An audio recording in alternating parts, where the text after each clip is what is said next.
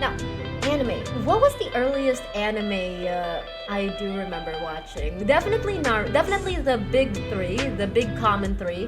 Naruto, Bleach, One Piece. What else? What else? These are all the common animes that were showing back then. Welcome back, Jesse. I'm trying to remember the classic animes that were showing in ABS-CBN and GMA. What about Detective Conan? We did have that. Yeah, there was Detective Conan. There was Slam Dunk. There was Slam Dunk. There was what other anime was showing back then? You're halfway there, living on some coffee. Happy for you. I accidentally pressed on the pray emote. I mean, that is also my reaction when Jesse comes back to chat. Alright, what was showing back then? Definitely One Piece was showing back then. I remember there was a huge hype for Slam Dunk back then. But yeah, those were the classic animes I remember watching as a very, very, very young child. It was just showing off. It was just showing in Sunday anime. Also, Detective Conan was also one of them. Now that I think about it, I wonder why Detective Conan was one of them. There were so many murders in that anime. There were so many murders in that anime. Why was that a Sunday anime show? Sailor Moon was one of them too. I remember that. Cardcaptor Sakura as well. Oh wait, these are different channels now. I think Cardcaptor Sakura and Sailor Moon were showing in different channels. Whenever I come over, I will either be normal or something. Every day there was a murder in Detective Conan. I am so glad none of my outfits have my feet exposed. Sailor Moon, I remember watching in this other channel called Hero TV. And Cardcaptor Sakura, I remember watching in Animax, I think. So yeah, those were just the animes that were showing. There was also an anime that showed in Cartoon Network. It was Mirmo Dippon. And Naruto all the way through season 4, but Mirmo Dippon. Oh my goodness, Mirmo Dippon. Mirmo Dippon. Like, oh my gosh. I had the biggest crush on the guy. One Piece was playing on TV back then, was too invested in it. I watched One Piece when it was showing. I wasn't like chasing after it when it was airing. It's what's displaying on TV. I'll sit down and watch, sure. Mirmo Dippon I remember watching religiously. Like, it was on Cartoon Network. It had like that usual Monster of the Week formula where every episode there's like one trial or another.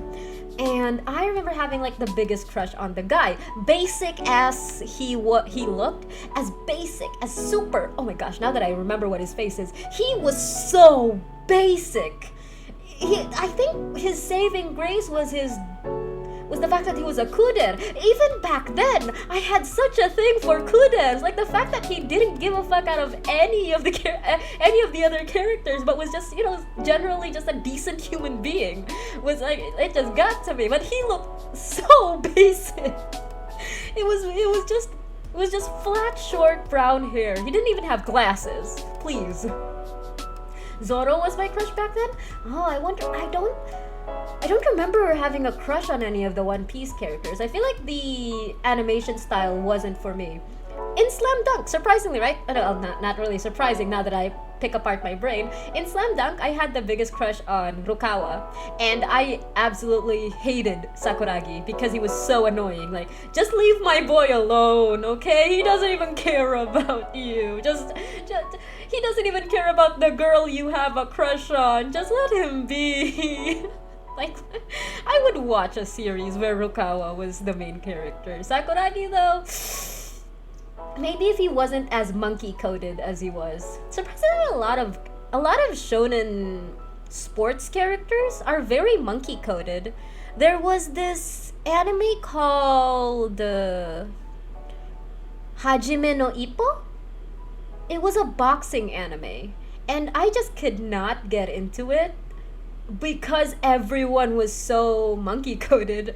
It's not even because I don't like monkey coded characters. It's just that I don't like the trope.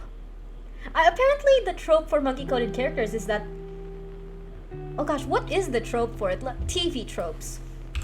TV tropes, monkey characters. Everything's better with monkeys? Is it this one? Monkeys on their own aren't tropes. Here's a list of monkey-related tropes that everything's better with monkeys might refer into. Animal motifs, character with a monkey motif. Maniac monkeys, monkeys being portrayed as evil or violent. Mischief-making monkeys, monkeys being portrayed as mischievous tricksters. Silly simian, when a work uses monkeys or apes for comic relief. Okay, I think animal motifs. So if we look for monkey. There's a specific paragraph for monkeys.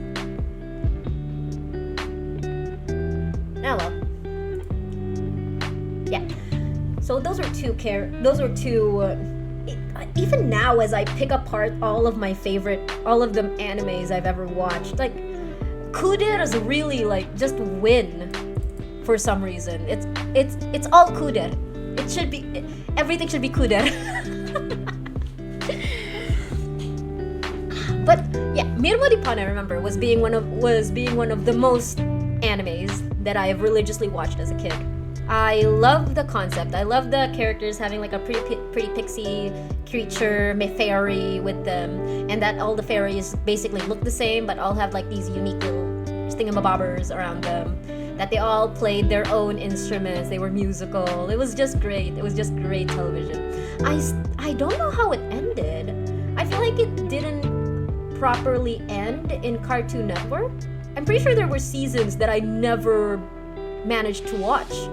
The lore was nice. I don't think I even remember the lore. I remember like by the end by the end of it where Mirmo had to leave Katie behind.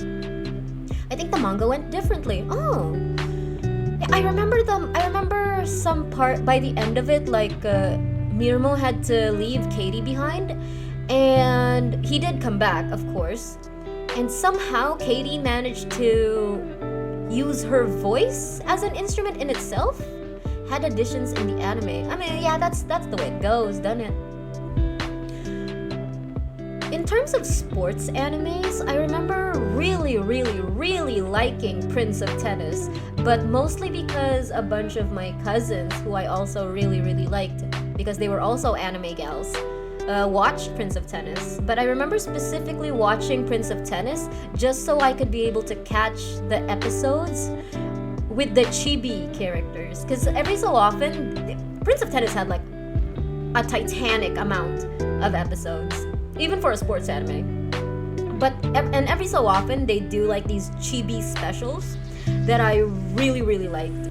It was and baby me just watch the boring paddle of balls on screen, hoping that maybe like the next episode it'd be with the chibi characters, so I should watch this because maybe the characters I see here will be characters in the next chibi episode. And so I watched as much Prince of Tennis as I could, hoping to catch a chibi episode, which was very rare. Now this was literally during a time before I had financial access to buy those CDs they'd sell on the side of the road.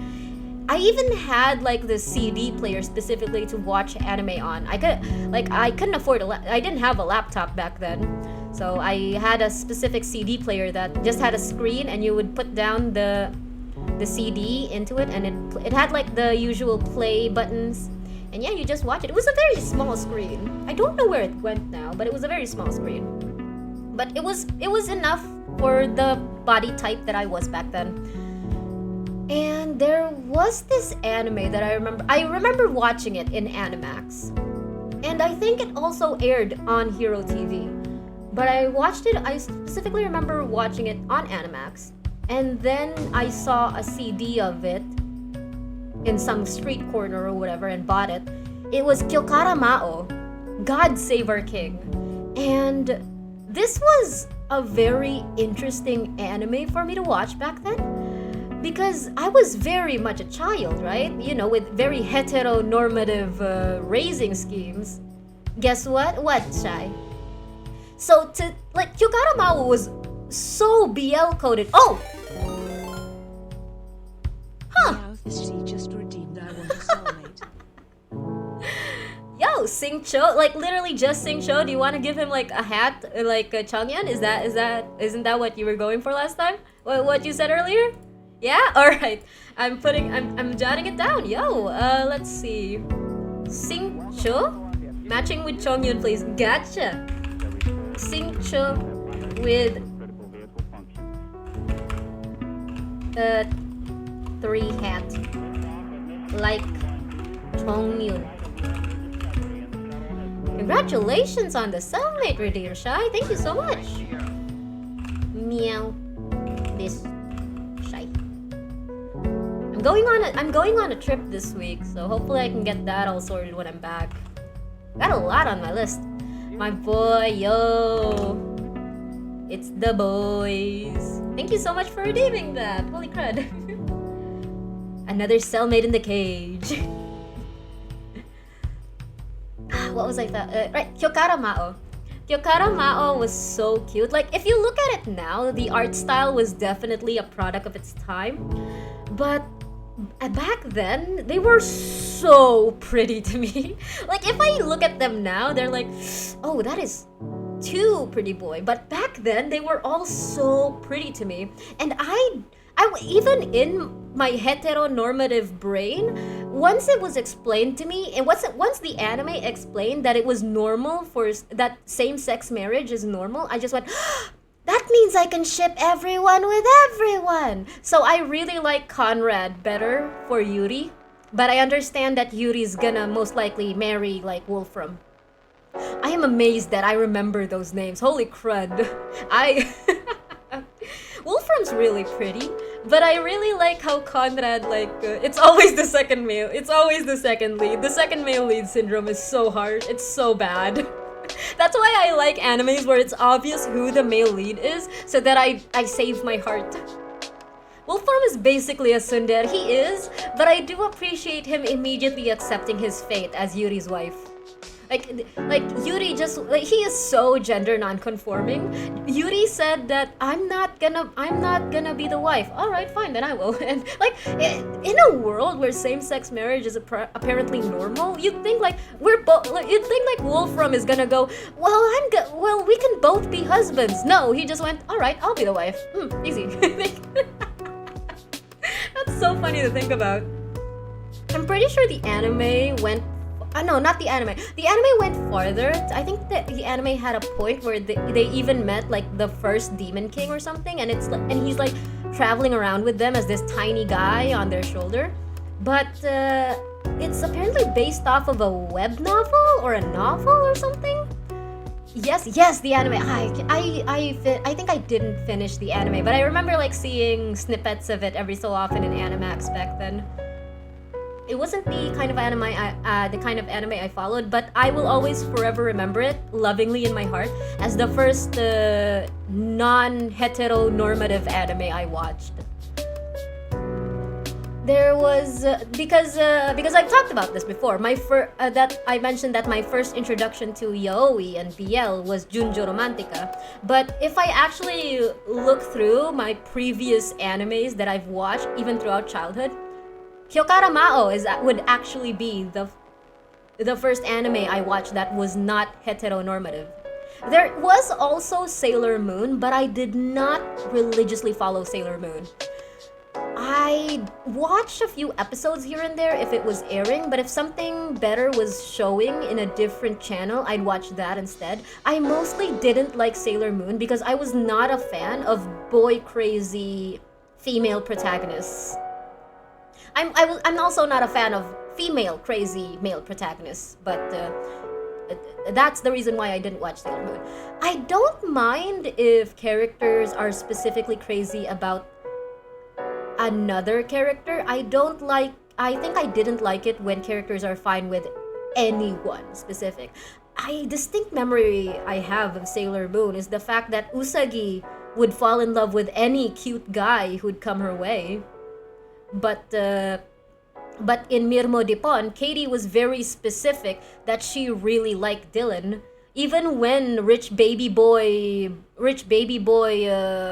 blue-haired guy came into the picture, she was very specific and she was very adamant that she only liked Dylan. I remember liking Prince Diamond, then Tuxedo Mask guy. Who's Prince Diamond? I did not follow through with whatchamacallit. I did not follow through with Sailor Moon at all. Ooh, Silver Boy! Alright, a minor villain.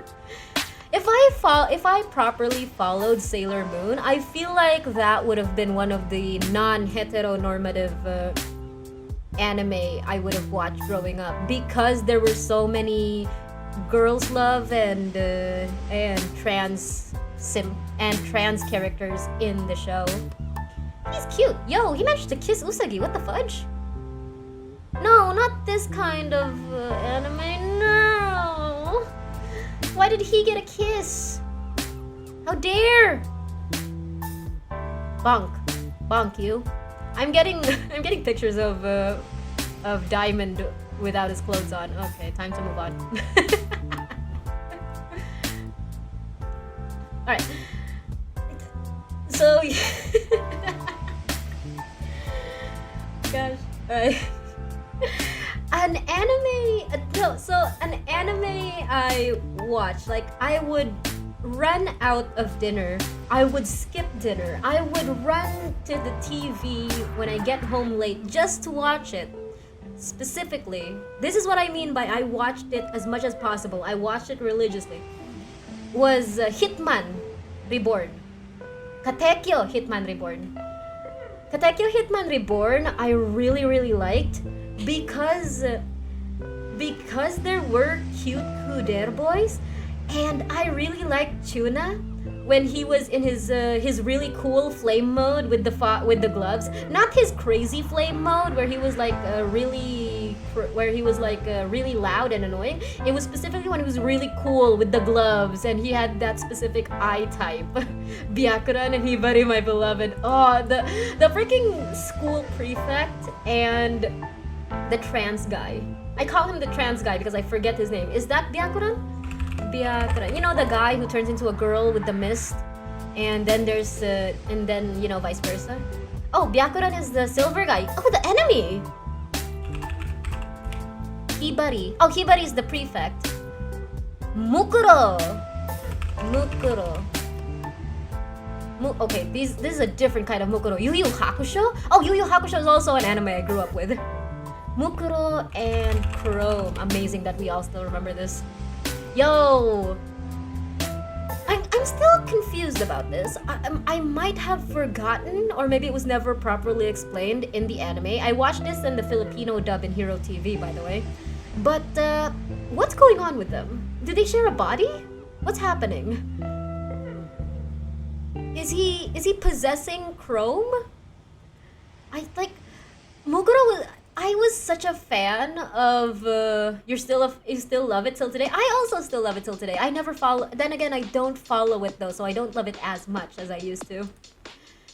Like Mukuro is supplying Chrome's organs. What the fudge? So, wait. Chrome has a special connection with Mukuro, the person who saved her life, and where they can communicate in their own world. She cares deeply for him since he gave her a chance to live. Additionally, Chrome found Mukuro was the first person who claimed that he needed her and accepted her, something that nobody, not even her own parents, ever did. Her name was given to her by Mukuro. Ooh! That's interesting. Well, yes, I was a huge fan. I still am a huge fan of like those transformation trope where you turn into a completely different person. Your capabilities. Chrome is basically neglected and dying in the hospital. Wait, like right now? Even while she's helping everyone with the weather things? Even as she's the guardian of mist? Huh.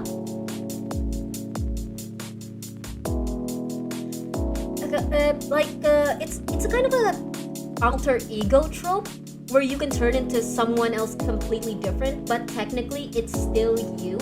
And Chrome and Mukuro did that for me. Chrome can turn into Mukuro, a completely different person from her, but technically it's still her. That was the kind of attraction I had for that character.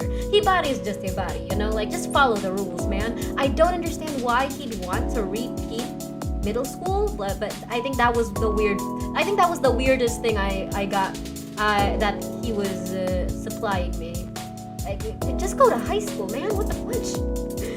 I'm pretty sure he had good grades before she met Mukuro. And yeah, I get what you mean because they look like they're twins. Yeah, I'm so curious, like if Chrome saw Mukuro's hairstyle and just decided to, I'm gonna copy it. Now that you say that, who's the character you like the most in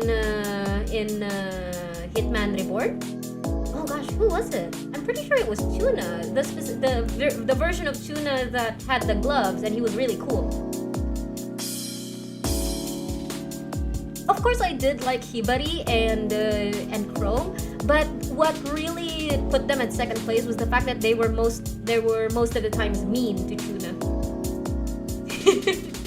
If I have main character syndrome, okay? Whoever's the main character, I'll find a way to fall in love with them, and then everyone else is decided by whether or not they're nice to the main character. What if I tell you can get Tuna but hotter? Is it his grandpa? Is it his ancestor? The great first guardian ancestor? Yes, I adore that man. Kyoto. Yup. He was my freaking high school wallpaper for. I had an old dinged up laptop throughout high school. He was my wallpaper for so long. He was my wallpaper on my phone. Like, I didn't know if it was official art. I didn't know if it was manga art. I just found a picture of him and I was like, Tuna, why can't you be like this all the time? Unfortunate that he didn't have as much screen time in the anime, but my goodness, I adore him. Yeah, so that was Katekyo Hitman Reborn. I'm still sad that the anime isn't, like, as much as I watched the anime, I feel like it didn't have as much of a closing as it should have. He's getting there. A few more years. Apparently they're still in middle school. There were, in terms of like the best anime, this might be biased because of public opinion as I was growing up, but definitely Full Metal Alchemist was one of the animes I tried to watch religiously. I think the time for its release or airing just did not do well for my schedule back then at school. So I watched like Animax used to do this thing where they would recap all of the episodes for the entire week as like 2.5 hours back to back during the weekends, and I tried to watch those, but because they were back to back, whenever I get pulled out for whatever reason, I'd come back in and I'd miss like one episode. I hope they could continue because the manga is finished for a few years now. Really? Oh man, odd. Would it still hold up? I wonder if there's still like demand for it. That'd be cool. Yeah, Full Metal Alchemist was definitely one of those animes that made me realize, holy crud, it's not just a monster of the week medium. I didn't call it monster of the week medium, like episodic in the sense, because a lot of anime I watched before Full Metal Alchemist was very episodic. It was very like they would be able to stand alone per episode. Sergeant Kiroro is one of those examples. Sergeant Kiroro was one of the animes I watched religiously. I think so, because I saw a KHR event. Yo! Really? In the Philippines? My gosh. Like, fair enough. Dang, I'd love a new anime. I don't know if I could watch it, but I would love to see how the art style would change to keep up with the times. But Full Metal Alchemist was one of the episodes I tried watching, but would always miss some episode or another every week. Sergeant Kiroro was the anime that was at just the right time for me to watch every day, every night. It was like at that time, like exactly after dinner, no one was looking for me. I just watched TV until bedtime, and of course my favorite character would be the guy that didn't have any screen time whatsoever. I mean, he did have his screen time, but yeah. I don't know if you guys watched it. It aired on Philippine TV. What is it? Oh gosh, who is it? Sergeant Kiroro, white-haired guy. Mutsumi Hojo. Of course, Mutsumi Hojo was my favorite character in Sergeant Kiroro. If only because he was such a nice guy that Natsumi genuinely liked, and he was such a green flag. Like, how would you not like this guy? He was an artist too, and then, I don't know. He just never got as much screen time as he should have. Makibao. Oh wow, this looks old. No, I don't think I watched this. I don't think I watched this. Talking about this anime, say? I feel like I would have watched Doraemon over this though, if they were airing at the same time. I don't remember seeing this. Which Akazukin Chacha! Akazukin Chacha! Holy crap! Akazukin Chacha! Akazukin Chacha! Oh gosh! Oh gosh! Wait! I feel like this is one of those animes that I watch as much as I could. Oh, it's this one! Ah! I prefer this over Sailor Moon too! Ah! Oh my goodness! You unlocked a memory. Akazuki and Chacha was so cute. Like, oh my gosh. I love this so much, but it was airing at Hero TV at like god-awful hours. I think it was at like, what, 6 a.m. or something? And I could never catch it. That was so annoying. I love this anime so much for some reason. Oh, and also I like the brown haired guy more than oh gosh, what was the name? I know. Oh gosh, no. Chacha. This is definitely Chacha. I like this guy more than I like this guy. He was so smart. He was so genuine. He was so cute. He tried to put the moves on Chacha as much as he could, like, but you know, I guess Chacha was best friends with this guy. I get it. It's another second male lead syndrome. I didn't even know what second male lead syndrome was. And then there's Fushigi Boshi no Futago Hime. What the heck? That is a lot of words. Oh, I think I just saw snippets of these. Those are my magical girls. Aww. I was a card captor Sakura girly. I don't think I watched this.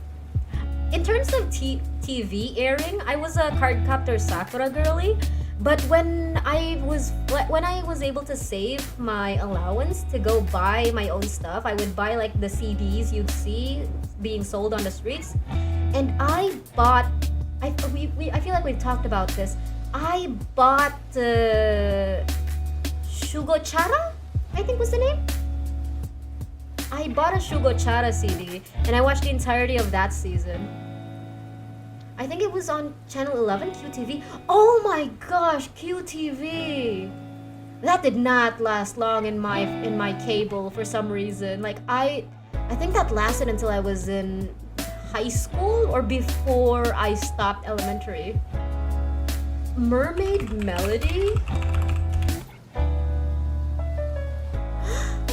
Oh, this looks so good. Oh, I watched this.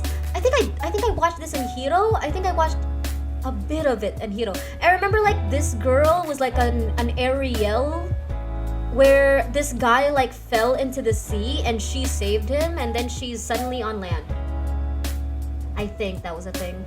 I don't remember this many mermaid girls though. I remember these three. I don't remember all of these girls. But yes, Shugochara. I should watch the latest season of this. Like, I love this anime so much. This guy, oh my goodness. I was never a fan of cat boys until this guy. My god. Anyone want to guess Shy's Pokemon? They hit us with it, Shy. Ikoto. Oh my gosh. It's when I like the fact that he was in middle school and the main character was in elementary school, right? Like, I feel like a bunch of kids went through this where a guy, or at least an older student who's just like a different school level than them felt like such an adult. I feel like that was the energy, that was the dynamic that Ikoto had with the main character. Like, it feels like he's more mature than her only because he's in middle school, but when you actually think about it, he's like, what? 3-4 years older than her at best. I was so glad it was Amu and Ikoto. I am so glad. Like, the prince is cute. Ikoto though. I would have been so mad. If it wasn't Ikoto. I love the fashion and aesthetic in the anime. Holy crap, it was so... Oh, what? There's a term for it. It was so Lolita, but also Gyaru. Like, it was very anime. I don't know how to describe it. Like, it was very anime. I was so happy for the other pairings as well. Oh, I can't remember the other pairings. I was very focused on these two specifically. What I really liked, there was this other anime. It had like do you guys know Hello Kitty? Hello Kitty had this like white rabbit with the pink hat, and that rabbit had her own anime. Does anyone know that? Because I watched that anime on TV before I watched Shugochara as like a CD one sitting. The anime made my creativity flourish during school projects. For some reason, what I got out of this anime is that everyone should be spindly thin. Onegai my melody? Onegai my melody. I think it was this one? No. I'm pretty sure the main... Who's the love interest in this one? Was it this one? Male enemy? Male villain? It was this one! Of course I'd remember it based on the guy and not the girl. My Melody was good too. So I watched My Melody before Shugochara. Here's the hint for the day. This Pokemon is a pure dark type. This Pokemon evolved with high friendship during nighttime, also introduced in Gen 2. Umbreon? Umbreon what? Like the evolution Umbreon? Oh, really? They introduced him at Gen 2? Oh, then again, I do remember like Gary with an Umbreon. Yeah, fair enough. So, I watched Onigai My Melody in Hero TV. How do you give shards again? Exclamation point shards, space give, space whoever you're giving it to, and then the number of how much shards you're giving away. So when I watched My Melody and it was confirmed that the main villain, the big bad guy, isn't actually the big bad guy, but he is like the male lead, I was like thinking, oh, maybe this is the formula for like these types of magical girl anime. And then I watched Shugochara and I was like, oh, surely Ikoto's gonna be the main guy, right? Surely, please. Like, My Melody did it, surely you're gonna do it too. Those were the hot guys before. I mean, you could say that he's still hot, I guess. Maybe. I don't know, he's cute. He's got the sharp eyes. I think it's the sharp eyes. I think it's the fact that he was popular, but he treated the female lead differently. Like, so yeah, but Shugochara, I didn't have as much fun watching My Melody as I did with Shugochara. Like, it was like a callback to Mirmo Depon, where you would have these fairies, but the fairies are like Powerpuff Girls, and it just checked all of my baby girl boxes. That does not sound right. How do I say this? It just had all the tropes I adored to bits. And yeah. Buono for the win. Also, every OP and ending of Shugochara bops. It's so good. Buono?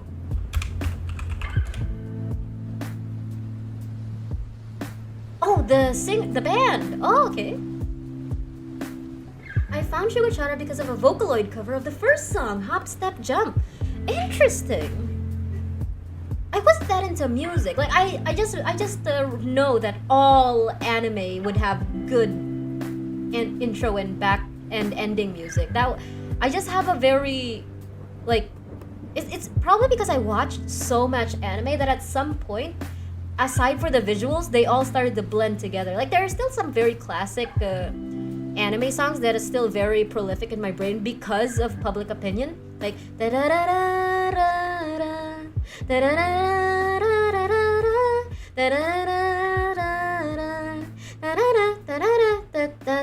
Like I feel like everyone would know what song that is. And then there's also no, okay, that one like Bluebird. Yeah, like there's I feel like I could sing Evangelion if I'm allowed to like mumble it. Like, you know, like those are the kinds of songs that would just last a lifetime because of Public Opinion. But personally, the music, if you watch as much anime as I did back then, everything just started to blend together.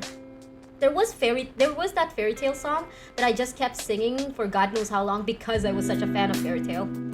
I think I'm still a fan of Fairy Tail, it's just that I can't keep up. There are so many episodes of Fairy Tail. I was into music at that time of my life. You're still into music at this time. Snow Fairy, na na na na na na na da da da da da da da na na na na na na na na na. It's that one? Okay, so it is Snow Fairy. Yeah. I'm glad I can still hum it at least. I'm not embarrassing myself. But I think I only know Evangelion because I know that the title of the song is like some angel's thesis, and that just stuck in my brain so much. I didn't even watch Evangelion. I don't know how to correct my sentence. Well, what sentence? I only started to get into music at that time. Really? Interesting. When you watch Shugochara of all things. Oh wow. I don't know the dango.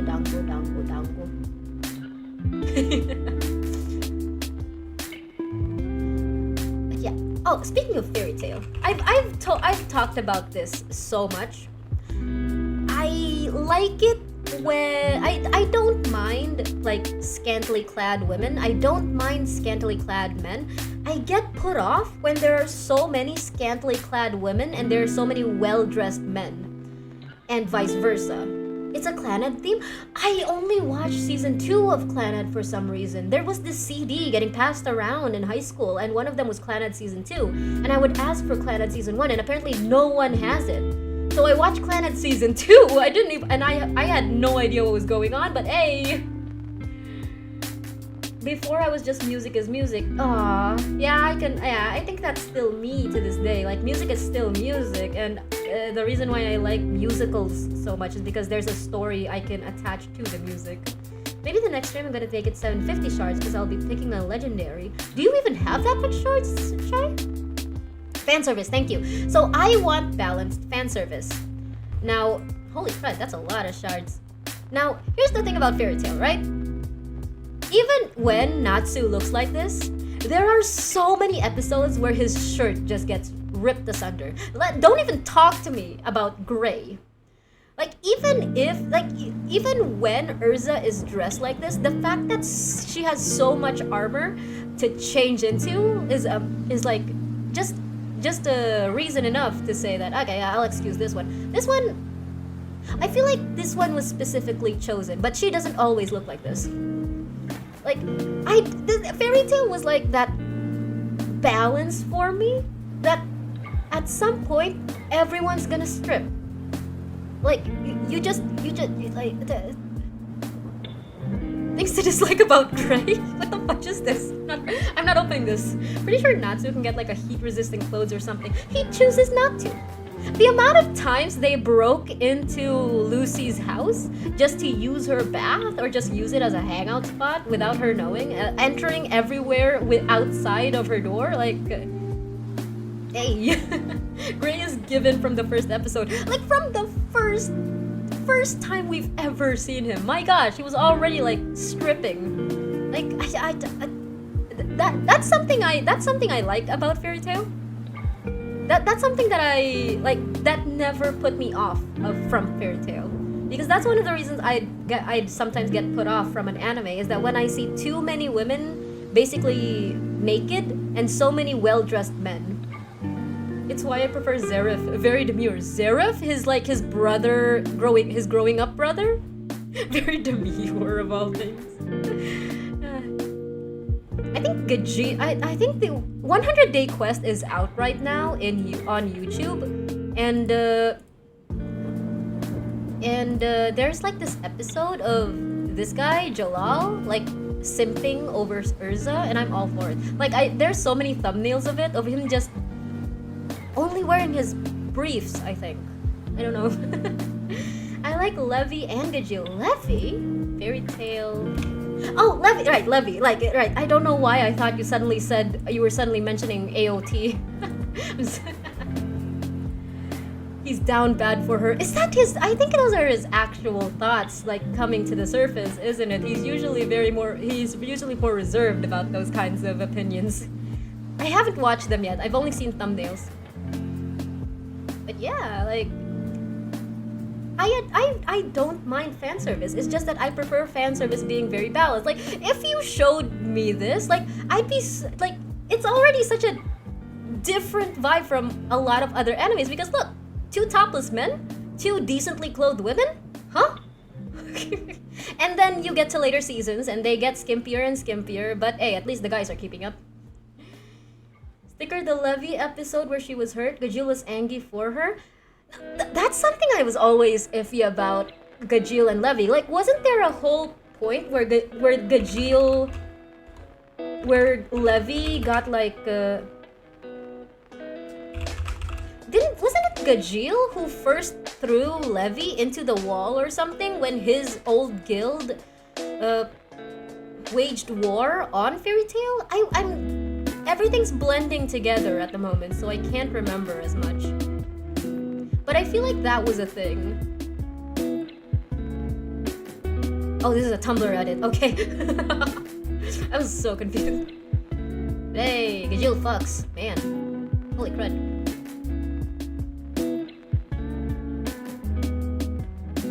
Anyway, I feel like I'd watch Fairy Tail just so I can keep up with these two's relationship. Yeah, Fairy Tail. Fairy Tail was one of the anime, like, once the anime released, like, I think it was late elementary years for me. I was watching it as much as I could, every chance I could. And I just really, really liked it. And I never got put off with it. I feel like I would watch 100 Year Quest, but I don't think I even finished the 7 year gap. You know that one where they time traveled 7 years into the future? There's also that movie. I feel like Fairy Tail is now very overwhelming and I can't keep up. You won 14 TCG games and lost none. Congratulations! I read so much fanfics of Gajil and Levy back then. Oh. So good. They're so good. They're so cute. I want to see, like, because, what was it? Levy was chosen for the S-class exams, and Gajil forced his way in so that Levy would choose him as his +1. They both get time skipped 7 years, and then during the 7-year time skip, I just could not keep up with Fairy Tail anymore. An anime, I've mentioned Full Metal Alchemist as one of the greatest anime of all time, and I tried as much as I could to keep up with it. I would always miss an episode here and there, but I do remember like finishing it and going, this is amazing. It's not just a monster of the week, it's not just episodic, you have to like watch a bunch of episodes to get to know what's going on, and by the end, and there's a very clear, clean-cut ending that that just wraps everything up with a neat little bow, and that was Full Metal Alchemist Brotherhood. Now, here's something I like to compartmentalize on how I like things. Full Metal Alchemist Brotherhood was very much written for a story to be a story. It was going to sell, it was going to be popular because it was such a magnum opus, because it was such good storytelling, and because the anime was so loyal to the source material manga as much as it could be. Another anime that I feel like would also fall into that is Gurren Lagann. You killed 3. Oh, crud. I don't regret that thing, except maybe that one time I spit a bomb to a little Saurian. I wonder if next year we'll get like a Saurian statistic on how much of them we yeeted for Kanish or others. Oh gosh, Gurren Lagann. Gurren Lagann was one of my all-time favorite animes that made me understand and protect the babies. Would love to know. So Gurren Lagann was one of the first animes that made me understand like emotional turmoil to an anime, because even as I watched all these definitely non-cartoonish animes with so much storytelling, and despite being very episodic and Monster of the Week and also very catered to my age group, I was still thinking of them as these cartoons made for kids. And even when I watched Full Metal Alchemist, and I knew that, oh, this is dark, but that was just it. That was just the thing in my brain, like, oh, this is dark. Yeah, because I understood that it was dark. Like the fact that they were trying to. What urge? My Kanish is level 90. They have lost the urge long ago, Shy. They've grown numb. Like, for some reason, right? Like you'd watch like these dark themes in cartoons and anime, and even as a kid you'd go, oh yeah, that's bad. Like murder, like resurrection, and whatever it is that Ed and his brother did to what they thought they did to their mother, and all the things going around. It never really made me cry. It never invoked a specific emotional, gut-wrenching reaction, as Gurren Lagann did when Kamina died. Like I was very much a believer. Even as a kid, I knew that if there's no body, that character is coming back. If there's no like body going under the ground with a funeral, that character is coming back. Even like freaking, I missed the episode where that dad character in Full Metal Alchemist Brotherhood died. But I knew that it was that scene where the baby was going like, Mom, why are they burying Dad? Mom, wait, Dad has to come back to us. Dad has to like go to dinner. He promised. And I was like, oh, this is sad. Oh, this is so sad. Hi, Silver. Thank you for the drink. Iggy just redeemed drink. You just saw that? Oh, thank. What I do to watch it all over again for the first time.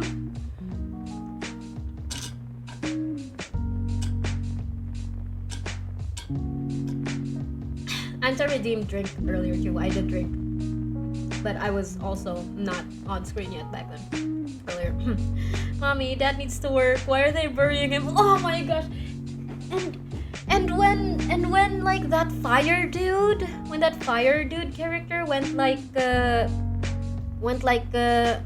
it's get an umbrella. It's raining, and he was crying, and he was like, "Sir, it's a bright day out." Oh, sir, yes, let me get that umbrella for you. And I was like, oh yeah, this is sad. Holy crud. But then again, I was a kid back then. Death was not something I was actively understanding.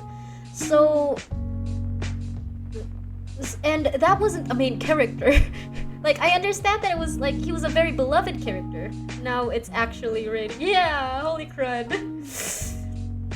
But when Gurren Lagann's Kamina died, like, he was a main character. I was of the firm belief that when you're a main character, as much as Kamina was, like, you're here until the end of the season. But I always thought Kamina was the main character. It was until he died that I realized, wait, is the main character the little dude? No, surely not. But then Kamina just kept going on and on about, like, Simon, if you stop believing in yourself, remember to believe in me, who always believes in you. And I was like, wait, what? Wait, what? Huh? No. And it was just such a gut-wrenching moment. Like, there's a body. I see the body. Like it's not moving. He's actually gone. I didn't have the cartoon channels back then and watched that episode at my grandma's house. What an episode to watch with your grandma! Oh gosh, let's look for some Gurren Lagann. Gurren Lagann also did not put me off, in terms of like dress code, because it did a similar thing as a Fairy Tail, in the sense that there are just as many stripped males as there are females, and right? I thought that was the end of the anime. I think that was the end of season 1 or something. Like, oh my goodness. Dog looking. Why? How do you? Of all the BTTV emoji shows, like, I've said this before, I'll say it again. If you're gonna have this character so much on screen, I am just grateful that you have this character just as much on screen. Like, male presenting nipples. It exists. Like, even when you had, like, you had these very dressed characters, and you have these very undressed characters. It's a good balance. Then IRL time skip happened and Simon was older. And then he goes like, oh, I'm gonna propose, I'm gonna marry her, and there's like this entire season of him like fighting off these aliens. It's very much man versus the world versus the universe. It was such amazing storytelling of shonen proportions. Like, the enemies just kept getting bigger and bigger and bigger and bigger. And then Simon just started like bringing back his brother. Like, I'm pretty sure they're not actually brothers, but the funny part too, I watched a girl gone after my RL time skip. She died. It was such a that moment like broke me in a sense. Like, it turned off so many like childhood wonder for me.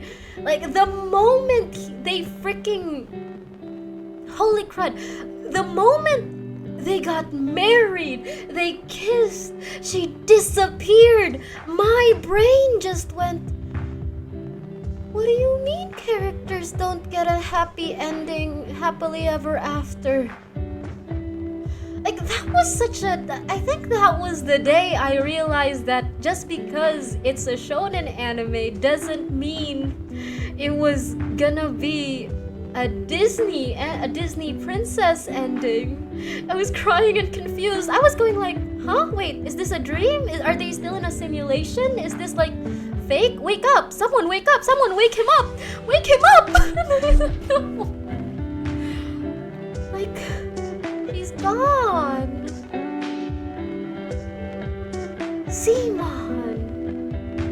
Simon never even like grew up, never even like moved on from her. The entire ending credits of Gurren Lagann was him, this old man with his hamster, like walking around, like traveling around the world with his mech. And it was just, he did all that for humanity, and this is the ending he got. Oh, and I'm talking about this now, and it's putting tears in my eyes. Like, what an ending!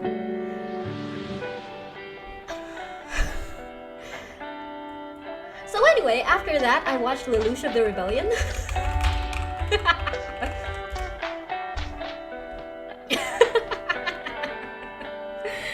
And that was also a trip of an anime. Like, holy crud.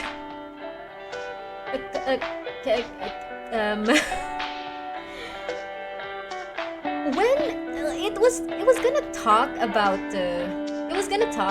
war, it was gonna talk about rebellion, it was a lot of talk about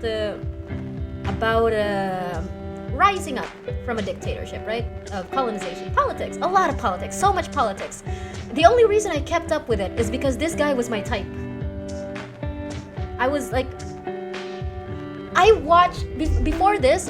No, I understood tragedy, right? I was very familiar with tragedy, but Gurren Lagann like took me from left field because I was so sure it was gonna have a happy ending.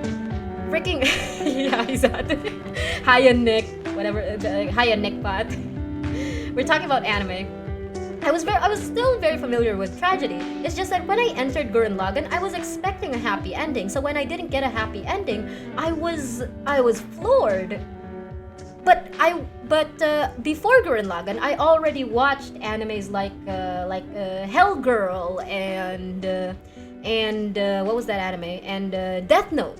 But when I entered Hell Girl and Death Note, I knew tragedy was gonna be a common thing. It was expected that someone beloved was gonna die in the end. And in fairness, Hell Girl, everyone was already dead at the beginning.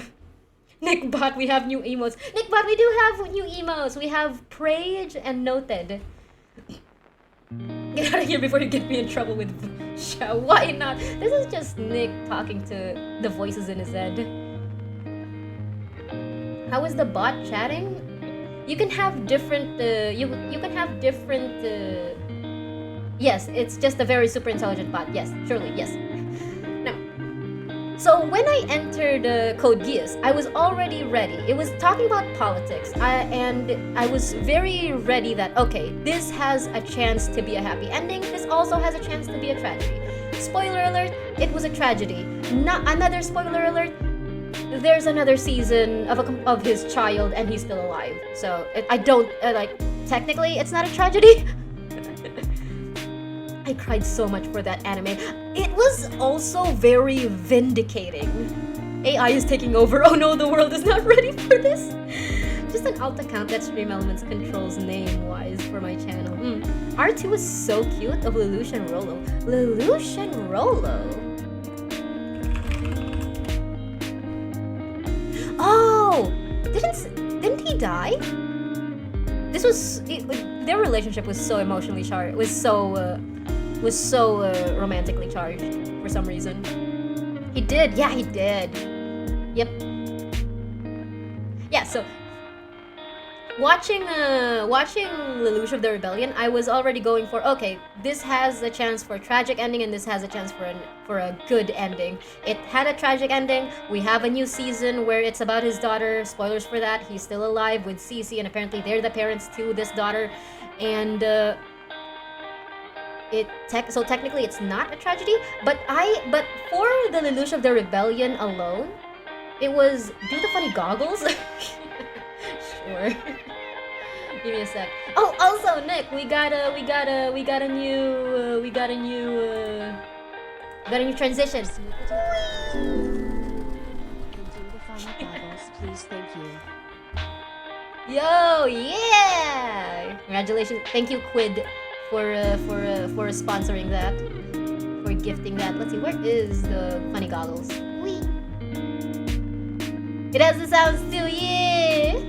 It's very sparkly. This size. Right, so if I do... No, wait. Where am I? Yeah.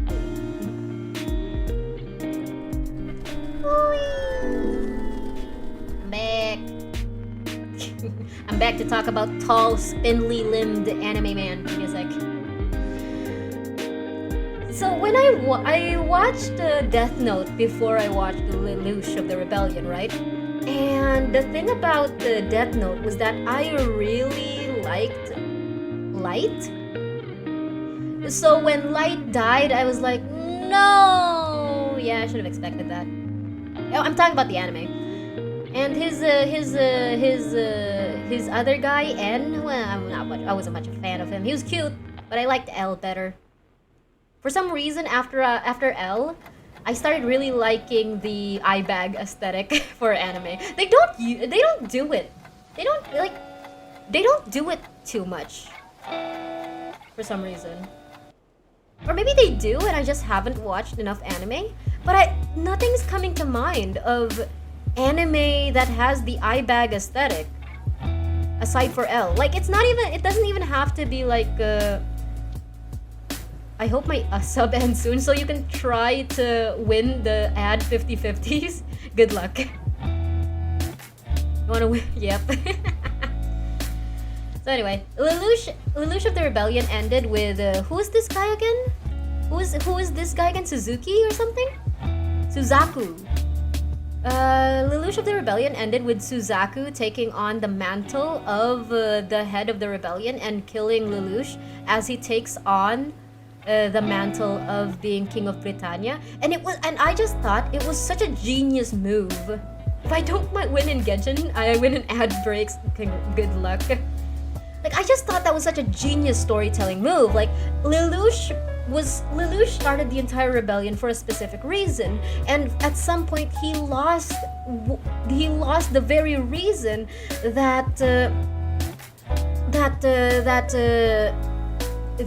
had him begin this journey in the first place, and he managed to wrap it all back in a pretty little gift by the end. I expected Lelouch's death, but him sliding down just made me sob harder. The thing that really hurt me was the fact that it was Suzaku who killed him, and the fact that Cece was just somewhere off in the world, like just understanding that things were going on.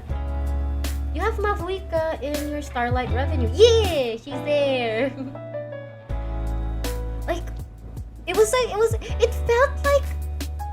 it felt like a finale that was very justified. In the sense that I wasn't expecting anything for the finale, but as everything built up and the story was coming to a close, like all these small tidbits were coming together, and I realized, yeah, that makes, it was a great ending. It was a fantastic ending. It was such a great close to the story that we were watching. And then we get the story of his daughter.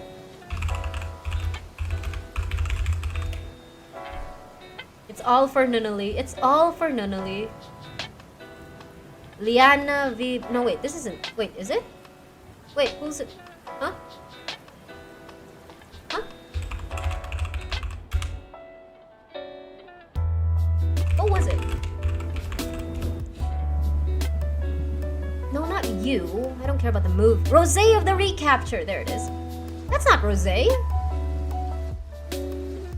That's not what Rosé looks like.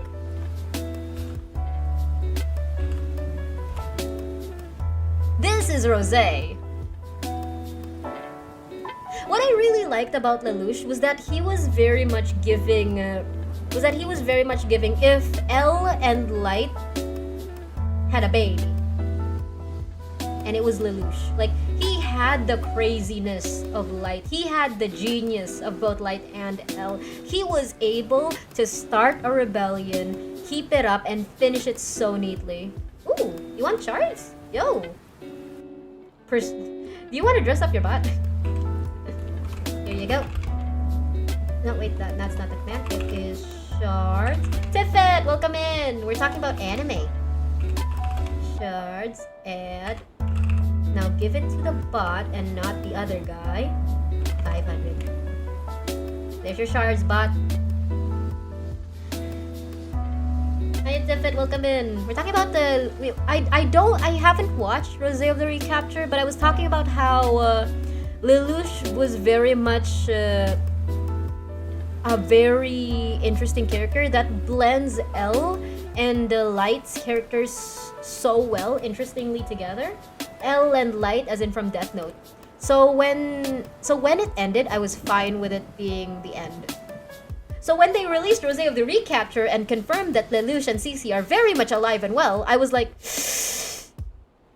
I think I'm fine with the ending I got.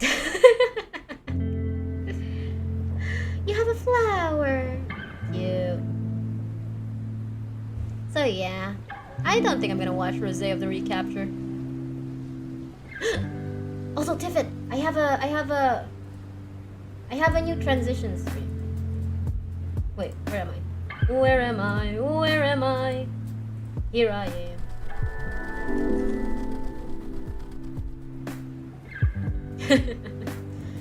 What other anime did I want to talk about? My very first anime. Thank you. It was sponsored by Quid. The very first anime, the very first shoujo reverse harem anime I watched and followed as much as possible. I watched this when I was too young to watch this. Not even Oran, even earlier than that. Welcome to Fushigi Yuji.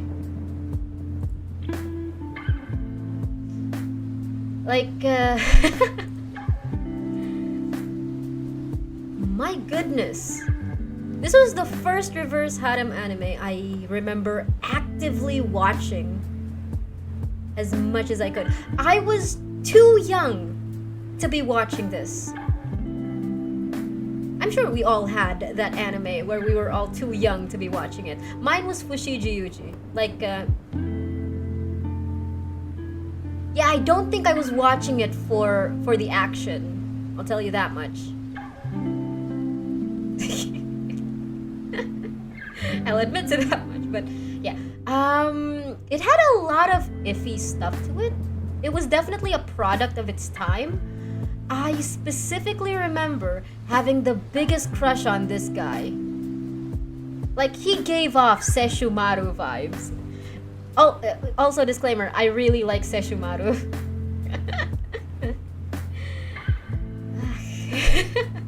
It's the villains! It's the freaking villains! Why is it always the freaking villains? And the Kuder, yes, also the Kuder. Oh my goodness, Sesshomaru's a Kuder!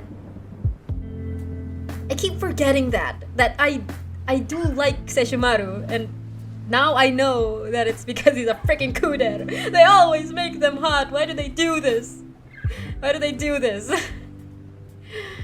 But yeah, I'm not gonna get into it too much. But there's a new manga coming out. There's four maidens, right? And in this anime, we learned about a maiden that came way before her and her. And they released a manga chronicling that maiden's journey.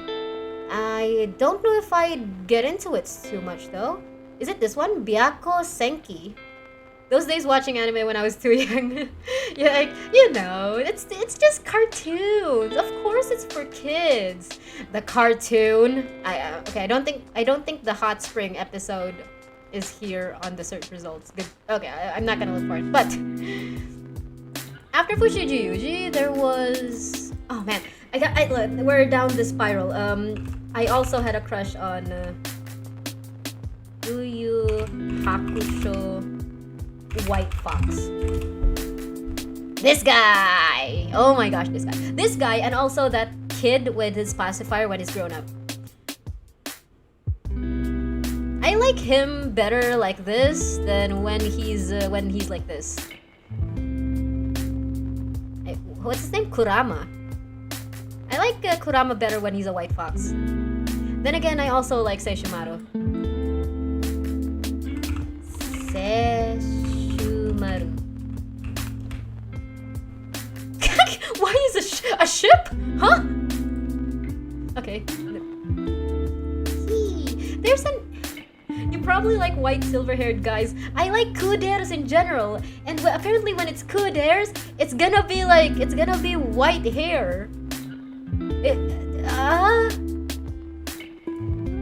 Like Sesshomaru, come on. I see you like ships. Some would call me a multi-shipper.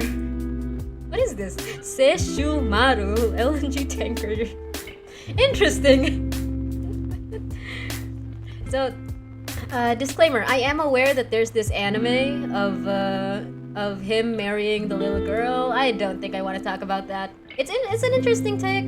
I'm fine with where the anime ended, as far as I'm concerned. What was the other one? There's Sesshomaru. Who was that kid in Yu Yu Hakusho? Yu Yu Hakusho kid with pacifier. This guy! Oh, thank goodness it's immediately his older version. I have no idea why. No, never mind. I know exactly why. And like, if he didn't have the pacifier, he looks basic as fudge. But he was a kudere when he's grown up. He's so cool when he's grown up. Oh my goodness, I don't understand it. Why is he so cool when he's grown up? It's like a Hitman Reborn. Do we have a Hitman Reborn grown up?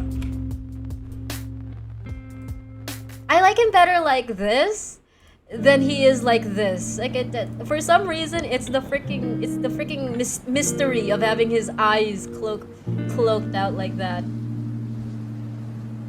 But yeah, I adored the aged up kids. They're so cute.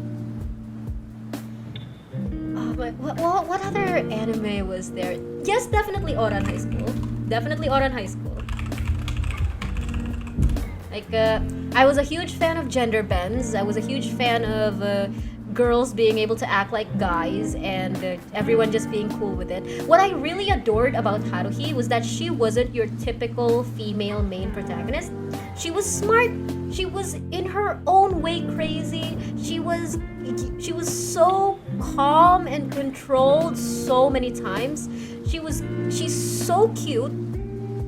Like, a lot of people were judging the fact that she was very feminine just by being herself, like, and was so curious as to why no one could tell that she was a she. The entire premise of her male character was her effeminate traits. Like, that's her entire selling point as a host, was that she's very effeminate. I don't know, maybe you watched the anime, I guess. But I adored her. I adored Oran High School Host Club so much. I read the manga all the way through to the point where I was so interested in Tamaki, because before Oran High School, I feel like I watched so much anime where the main rich boy was hated by his entire family, and it was the female lead's job to like calm him down, to like heal him in the sense. Tamaki never needed healing. He was fine. He's already been hurt. He's already gone through that journey of like accepting his peace with his family. It's still a struggle throughout the manga, but the fact that they never made it Haruhi's job to like fix him. I'm all for characters going for I can fix him. I really like how Haruhi's relationship with other characters worked, in the sense that the twins maybe needed healing. Freaking Mori and what's the baby's face? Freaking Mori and the other guy, the other third year, needed healing. Maybe Kyoya? I can't remember if Kyoya had a healing arc. Hani, yeah, definitely Hani and Mori needed some healing in the sense of their families. Definitely the twins needed some interpersonal healing in the sense that they needed their own individualistic characters.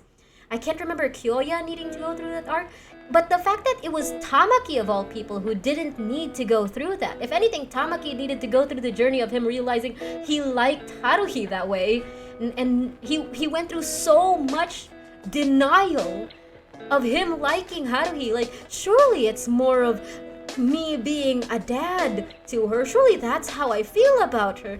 And Haruhi was so quick on the uptake when she realized, oh, I like Tamaki senpai. That was it. She was very matter of fact. Yeah, or in high school. We're going through animes. Like, y'all feel free to throw in your animes as well. Like, I think Oran High School was the first the reverse harem anime I actively read the manga of. Code Geass, we talked about it. Yeah, Code Geass is a good anime. What was the other one? It was oh god, I talked about God Save Our King. What was the other one that I watched? It was The World God Only Knows. This one. Another example of a male character looking basic as all hell. I love him because he's a kuder. The gamer, yes. I'll say this now. I love the manga more than the anime. Nisekoi? Oh, I think I started Nisekoi. I didn't finish it. Basic. Look! Describe him for me. Flat brown hair, sharp eyes, glasses. Basic. The same with Kyle. Mirmo de Pon. I sure hope I'm not, wait, no. Kaoru? No, this guy. I sure hope I'm not doxing anything. Read Nisekoi, please, I beg. Maybe. We'll see. Look at this guy. Basic. Describe him for me. Flat brown hair, blue eyes. The only reason I liked him? Kuder. Like, it was the prominent hair of main male characters before, that's why. Oh, excuses. Have you seen Inuyasha? Shaoran? See? Shaoran! Describe him for me. Flat brown hair, sharp eyes. Basic. And I think Shaoran was more of a tsundere though. I think I liked older Shaoran better in the Tsubasa Chronicles. Maybe I should be in, wait, let me fix this. Maybe I shouldn't be in my main, maybe I should be in a, nope. I think it's the same. Alright. He was, but describe him for me. Flat, brown hair, sharp eyes. Basic. I really think that we have similar likes in anime, guys. Yep, I like, come on. Like kuder. Please, the kuders. Now that I'm talking about kuders so much, nothing's coming into brain about like non-kuder male characters that I liked. The heterochromic Shaoran was hotter though. It's the heterochromia, please. Of course. It's the fact that Ororon has heterochromia. Say, Ororon has heterochromia. Did you know? I adored Holic. Oh my goodness. Now wait, let me start off with the World God Only Knows. I wanted a harem anime, but I didn't want the guy to be like obsessed with girls. That was one of the things that I didn't like about most harem anime, is that the guys were so obsessed with girls. Now granted, I don't like female characters who are obsessed with guys too. That was the main put off for me in Sailor Moon. So, but I do like harem animes. I like reverse harem animes specifically because most of the time the female protagonists don't care about the guys. The World God Only Knows did that. He didn't care about the girls. He wanted 2D girls. He wanted not real girls. That was so relatable. I also didn't like real guys. I like 2D guys. We have so much in common. Are we talking about like old anime or does recent one count? It counts. It's just that I thought if we go down memory lane, everything would make more sense. And yeah. I like the manga better. The manga went for a girl of the week type of arc. There's always an arc for each girl he tried to conquer. I don't think any girl lasted just one just one chapter. It felt like each girl had an entire volume dedicated to them. The anime skipped so many of the girls he conquered in season 2, just so we can immediately go to the goddess arc in season 2. And I thought that was such a bust because all of these girls had so much development in their specific arcs, and I thought that was missed. I wish they did season 2 with the girls, with the goddess girls at least, so that when we got to the goddess arc in at least season 3 at the soonest, everything would make sense. Because when they did season 2 and immediately went for the goddess arc, it made it feel like all the new girls we never met in season 1 felt like they were just shoved in our faces. No introduction whatsoever. Horimiya and Tonari Kaibutsu-kun is what I can think of. I read Horimiya. I stopped. I don't think I watched the anime. I'll look up Tonari Kaibutsu-kun.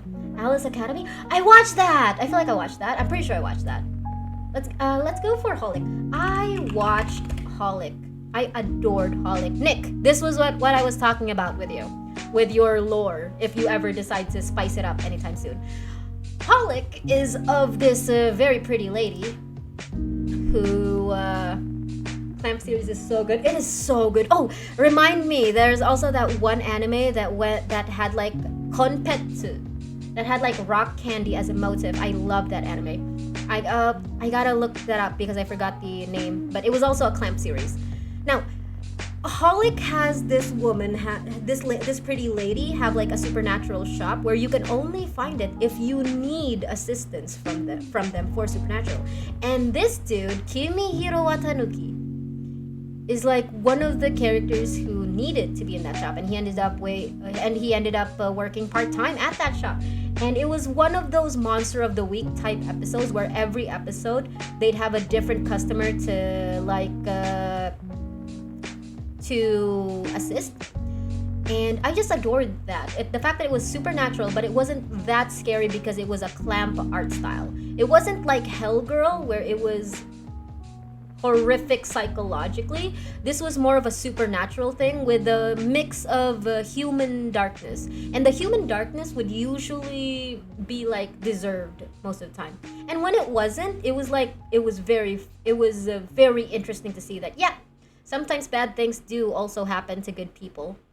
That's just something that happens. And you know, I don't really like Watanuki in the first season or most season. I like this guy. Does anyone remember his name? I specifically watched the anime for this guy. Now describe him to me. Domeki! Yeah, I watched it for him. I believe it. That's the name. So Domeki. I specifically watched him for him. Now describe him for me. Flat, dark hair, sharp eyes. Basic. But he was handsome, he's cute, he was tall, he was popular. And apparently he's a kuder. Yep, that most important part, he's a kuder. Now, the most interesting thing about this is that it's confirmed, is that apparently Watanuki and Domeki are soulmates in the same way as how Sakura's older brother is soulmates with the angel character. Kyoya, Oran High School. Yes, he was also my favorite character in Oran High School. Describe him for me. Flat, dark hair, glasses, kuder. If he wasn't a kuder, he's basic. He's also handsome, fine, but anyway. There's this season of Holic where Watanuki is trapped in the shop. He can't go outside of his mind. Outside, like anytime he goes out, it's specifically in his mind. It is all spirit. It's all like disassociation. So I don't know how to describe it, but there were apparently in the manga something happened to her. She just disappeared or something, and that explains how that season came about of Watanuki being trapped in the shop. Now, apparently in the manga, there were so much subliminal messages of just Domeki and Watanuki fucking.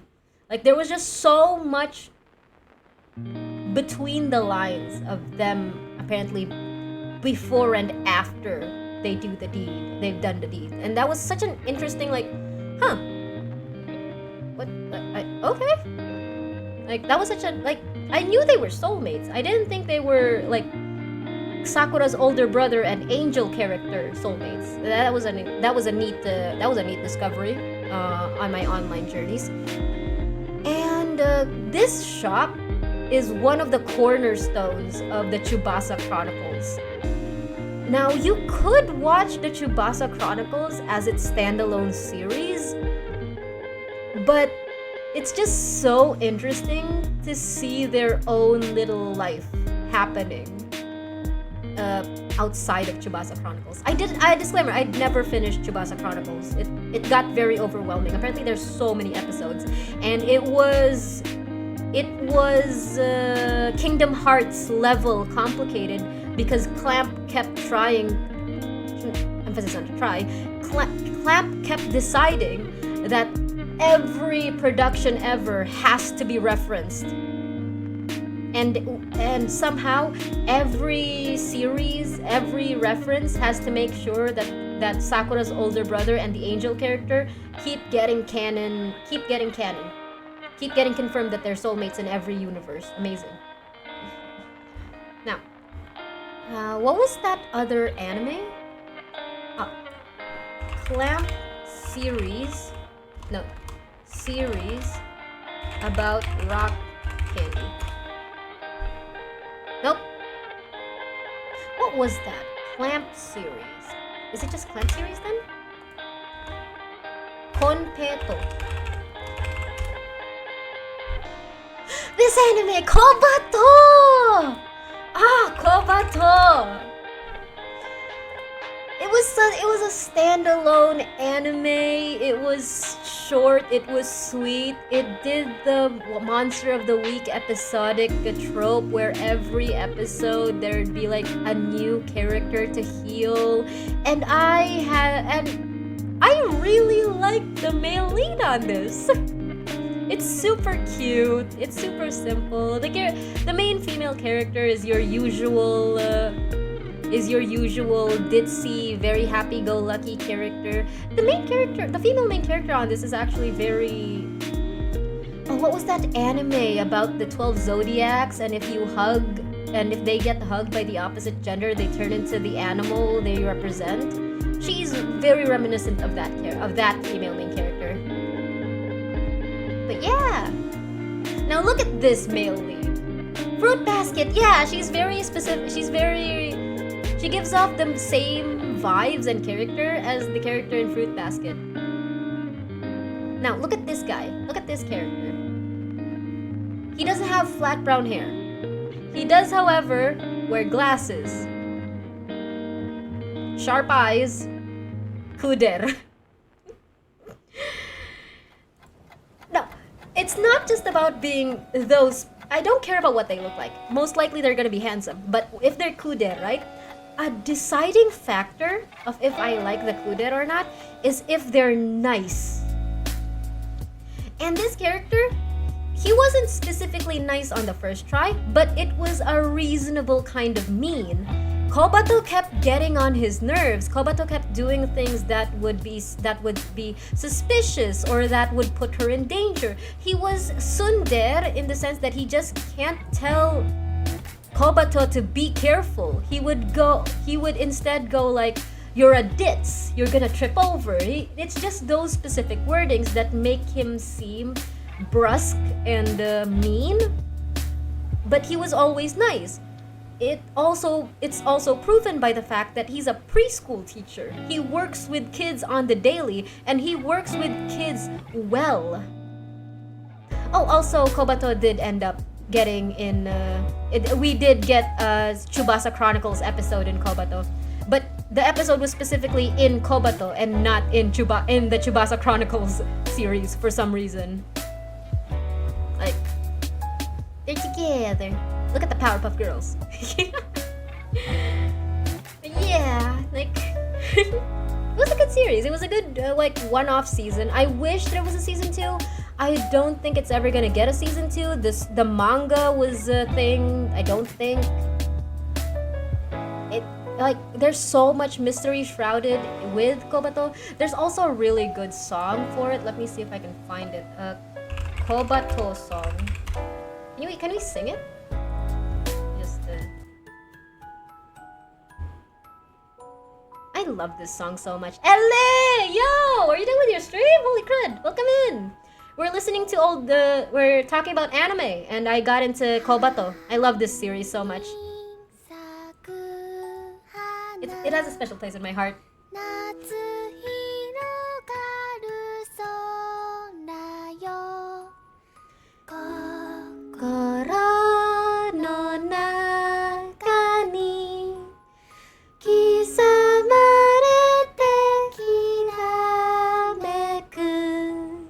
Educate me, I've never seen this. Kobato!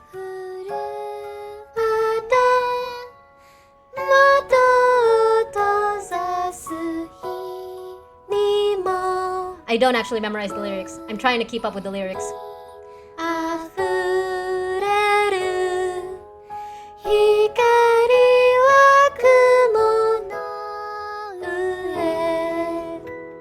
There's this really high pitch.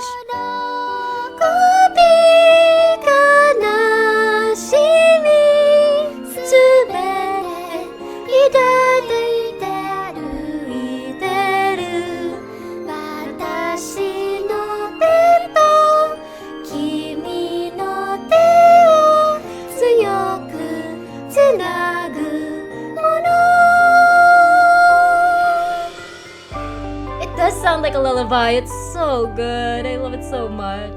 It was my ringtone for so long in high school.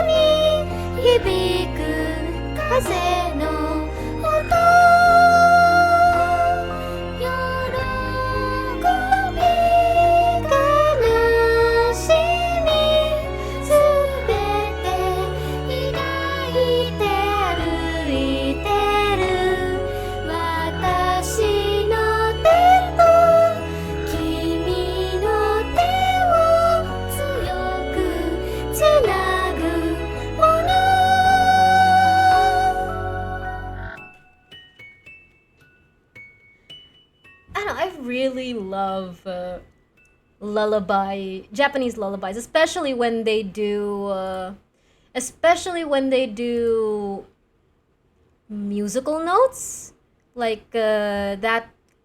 What do you call? What was that device you would turn, and it would do a song, but it sounds like a piano, but it's not actually a piano. A music box, is that the term for it? But yeah, Kobato had that signature. Oh, it is music box. Okay, but yeah, Kobato had that signature song she would sing every so often. And now that I played it, I am reminded by S classes.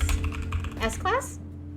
Oh God, of course, not beautiful anime right there. Cars. Nope, I'm getting so many things. This one, special A class. There it is. Let's look for that special A class. This is one of those classic romance comedies. I thought it would be an Oran High School. It's not really that much of an Oran High School. It would look like it in theory. It's actually not. Like, the girl is just very competitive. It was one of those cats and dogs types of relationships where they would fight each other. And usually I hate those types of relationships. You all know why? Y'all know the reason why I kept up watching this anime? You guys wanna hit a guess why I kept watching this anime? Even though I absolutely hated the trope of the main characters fighting each other like cats and dogs, but secretly they're in love with each other and they end up together in the end? Kuder. This guy. Describe him for me. Flat, brown hair, sharp eyes, Kuder. I am so surprised. Plain, he's basic. Genuinely, I accept. He's all of the guys I've mentioned that were the cornerstones of why I kept watching anime. They're all basic. The only reason I kept watching was because they were Kuders. The only reason I kept now that I say this, the only reason why I kept watching Inuyasha was just for those snippets, those glimpses of rare Sesshomaru. Y'all have no idea how jealous I was of that kid Sesshomaru was traveling with. Like, yo, this kid is relatable. She's traveling with Sesshomaru. Yes, this is my favorite character now. This is me. But anyway, yeah, I like Special A Class. It was fun. It was funny. It apparently it dumbed down a lot of its plot because it was the series that it ended up being. But there was this. I was reminded of talking about this because there's this character, this girl here. That's a terrible quality thing. Where was it? Where is it? Is it this one? This one. This girl here was quiet throughout the entire anime, and apparently she only uses her voice specifically when she sings. She saves her voice for when she sings. And I thought, oh, that's cool. And she had a lovely voice. She had a lovely song. I feel like I only heard the song once, so it doesn't really impacted me as much as the Kobato song, because the Kobato song they kept singing a bunch of times. Carnival Phantasm. I'll look it up in a bit. Now, specifically, right? Like, here's an example of relationship tropes that I don't like. Where is she? If I can find her. This guy specifically with this girl. This girl is absolutely in love with the main female character. And she absolutely hates this guy for some reason. I forgot why. I feel like it was a stupid reason. I never liked the trope of when two characters absolutely hate each other and end up being together. Even in BL or GL, I am not a fan of it. Now, here's an example of kuders I absolutely hate. I absolutely abhor to bits. The art style is not helping, but I absolutely abhor this kuder specifically. He was mean. He was legitimately mean. He wasn't even tsundere mean. He was just mean. He looked down on her. He looked down on the main female character. He looked down on all of her friends. He genuinely thinks he's better than everyone around him.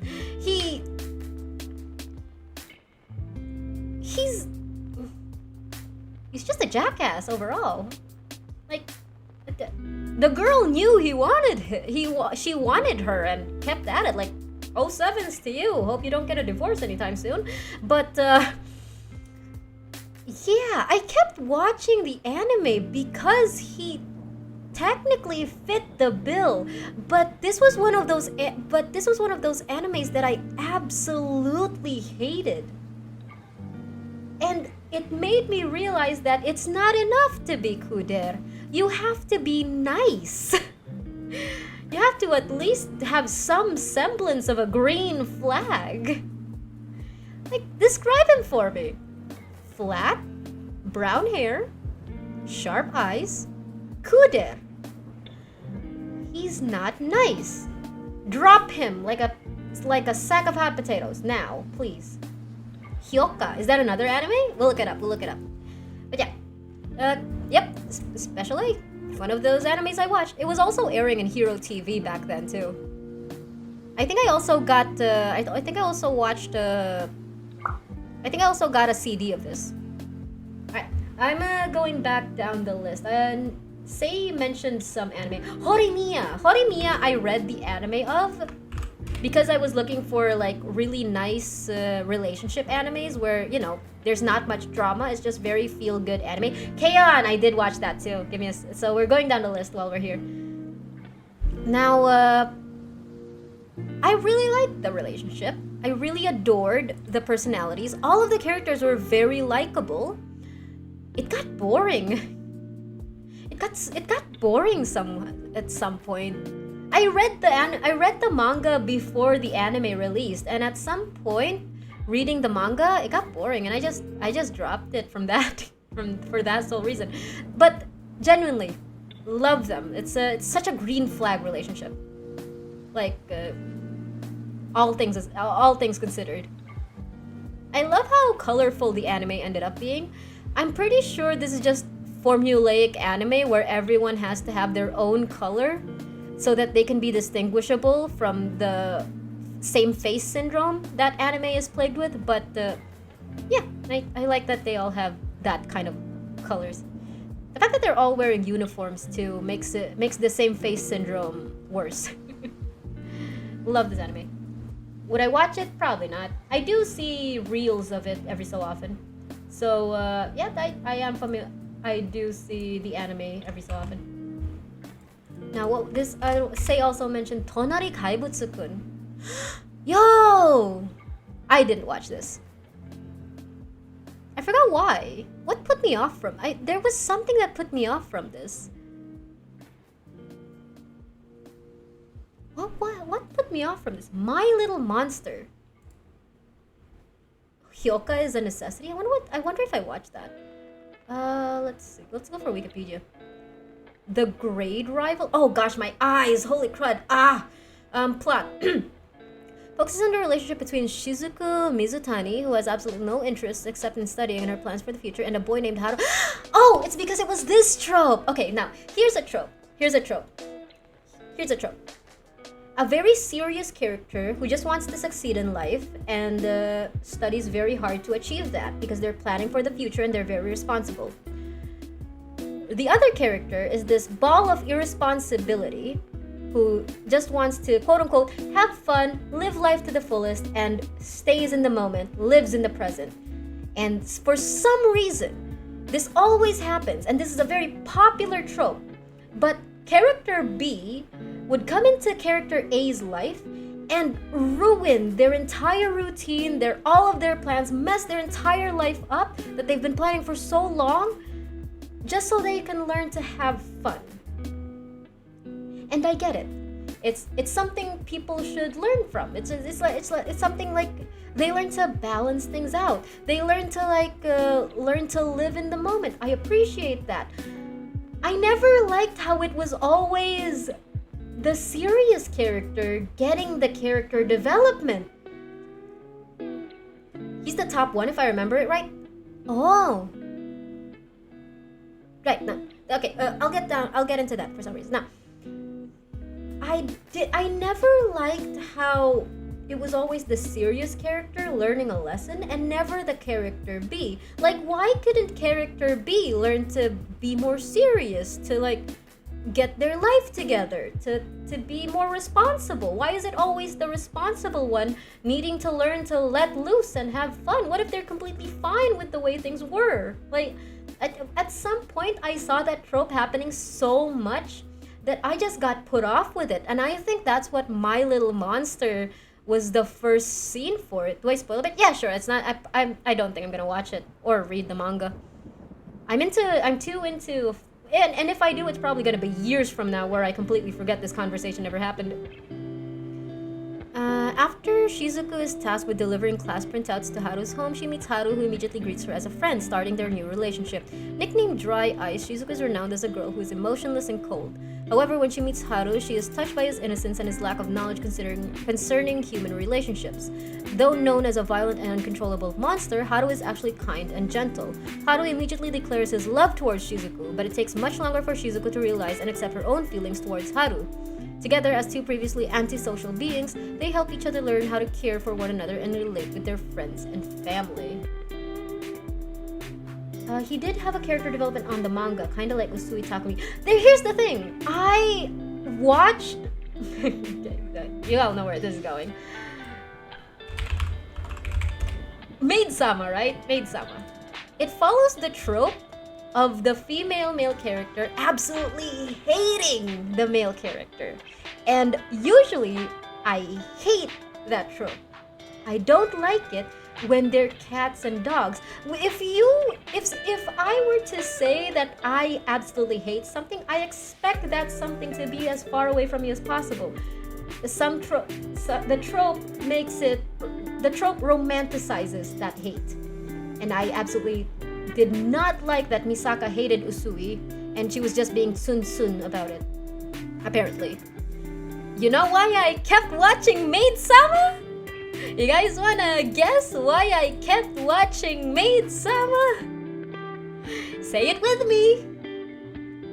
Flat hair, sharp eyes, kuder. For the guys, it's always for the guys. Let's go.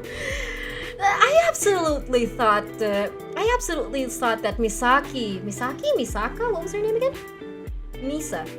I always thought that Misa was so respectable though. She was working so hard for her family. She was so responsible. She wanted to protect the girls in her school. She ended up with the personality she had because of how fair enough. Like how all the guys in her school were acting, and she was just very overprotective. She ended up being a parent figure when she shouldn't have, because it was a projection of her life at home where she felt like she had to be the breadwinner. She had to help her family currently in poverty, even though the neighborhood was actually very respectable looking. Like, I understand her character, and at some point, whatever was going on with her, it just blows up into unadulterated rage toward males in general, and Usui was one of them. And the fact that she can't lay a finger on him while she's on the job, Usui exploited so well. But yeah, no matter how bad the plot is, if the art character is your preference, we continue. Exactly. Very unfortunate in it. I'm getting hungry. I'm gonna go get a snack. Y'all take care of Usui for me. Give me a sec.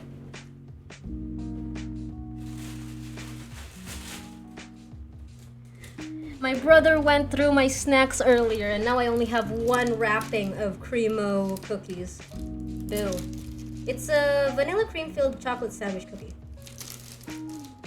I want to reread the manga again. The manga was so good. The character development was so nice. I felt so bad for Usui, right? Like, they were gonna get married. I think that, yeah, the end of the manga was that they were gonna get married, and then Usui was like, yeah, we're only gonna be gone for a few days because she has to immediately go back to work. She's such a working gal. She is such a workaholic. I felt so bad for Usui, but you know, he went like, you know, I'm gonna make the most out of whatever time I have with her.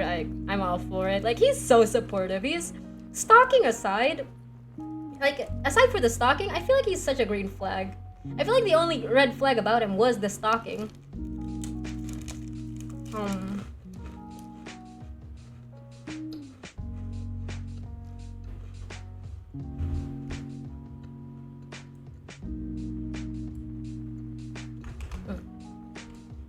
Sticker mentioned earlier, Alice Academy. I watched this. Oops. I copied the email.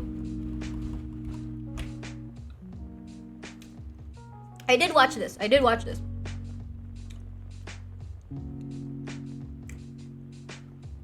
Here's a fun little tidbit. You guys want to guess who my favorite character was?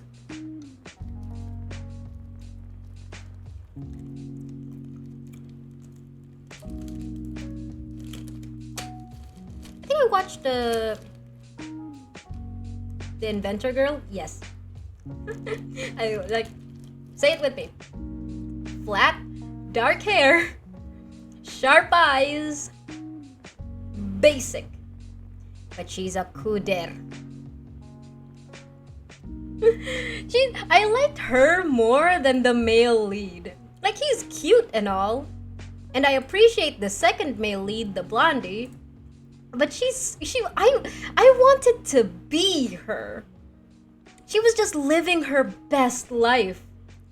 Like, oh, thank you for the drink, Anta. I will actually take a drink. I'm actually eating Unveil cookies. just redeemed drink. Well, congrats on the first earlier, Ma Anta, as well.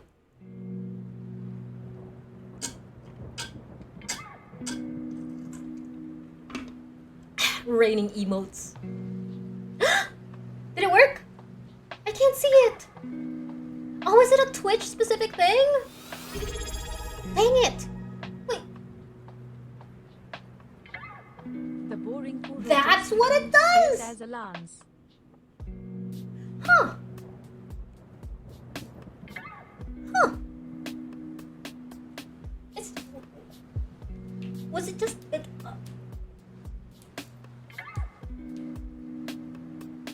Yeah, we're keeping that. I didn't think that's what was gonna be on screen. It just had like rain, fireworks, and something else. But I didn't think that was what's gonna be on screen. Huh? I don't even know what that was. Thank you for the drink, Anta. Anyway, Alice Academy. I love this series in the sense that I knew she was gonna be OP, but I mostly watched it for the Kuder girl. She, like, as mean as she treats her, it felt more like, okay, I do like you, it's the reason why I keep you around, but don't touch me. Like, that was I feel like that was the only thing that she was specific about. Like just don't touch me. Like, I like you, stay in my space, stay where I can see you. I don't mind you chasing after me to the school for whatever reason. Just don't touch me. Like, she was just very specific about her personal space. Like, more power to her. There is a dancing jig in the corner. I realized that the alerts would be too in your face if I gave everything an alert, so I put it in the corner. Y'all enjoy the corner.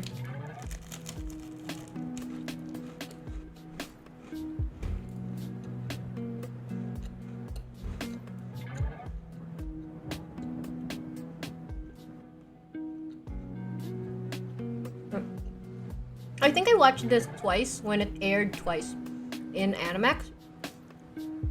The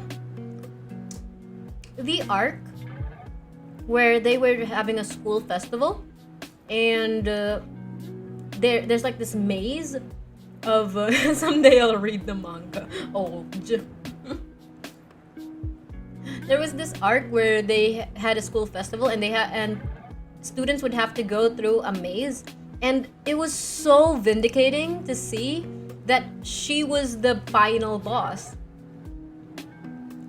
She specifically said, like, the rules were specifically, okay, you have to get me down, but you're not allowed to touch me, and you're not allowed to use your powers. And everyone dropped, everyone lost, except for, of course, the male main lead, who knew that he could, like, play with her empathy. Like, that was so smart. That was so cute. I love this school festival. It was so nice. Yeah, but yeah, this is a good anime. It was less of a monster a week episodic type. It was more of a, I want to build up my reputation, here's how. And it was more of a helping other students type of plot formula, which in its own way is a monster of the week, but yeah. Alright. Now, yeah, Alice Academy, love it. One day maybe I'll read the manga too, but I don't think I will. If only because it's such a product of its time. Let's see, the other ones y'all mentioned, where I'm going down the list. Where is it? Carnival Phantasm. Okay, we're in Kuro's suggestions now. I like the world building. It's so nice.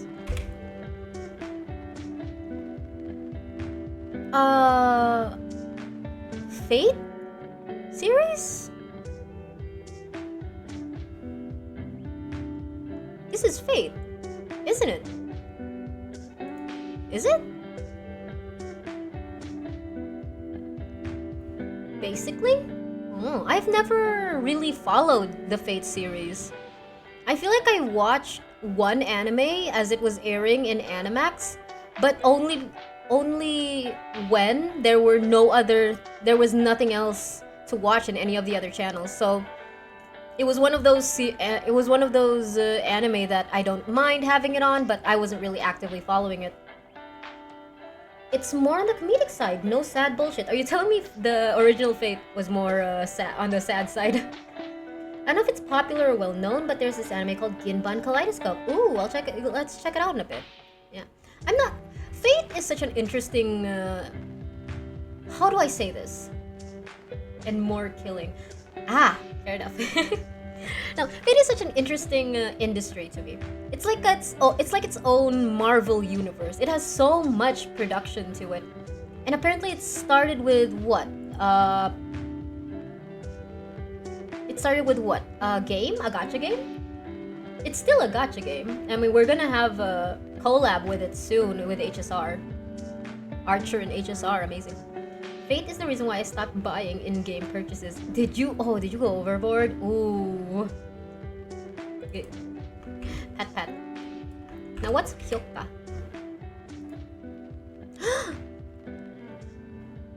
Oh, this anime.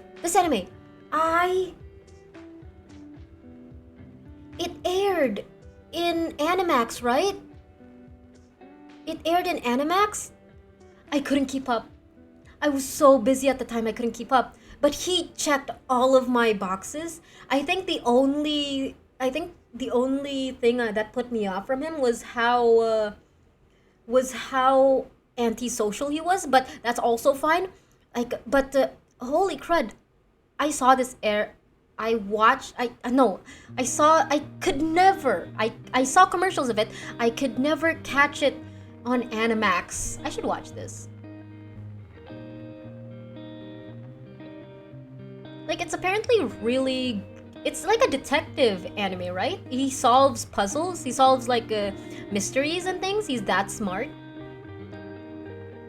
I almost went 6 digits? Oh, Kuro.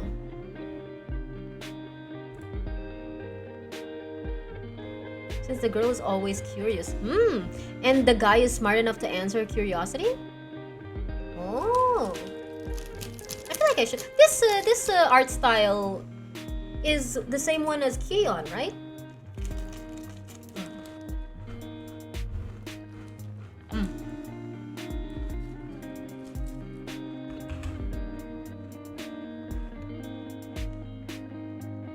11 years ago. Disgusting. Fair enough, though. Yes.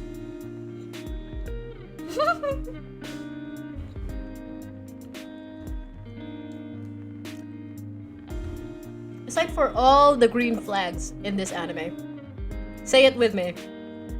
Flat, dark hair, sharp eyes, glasses.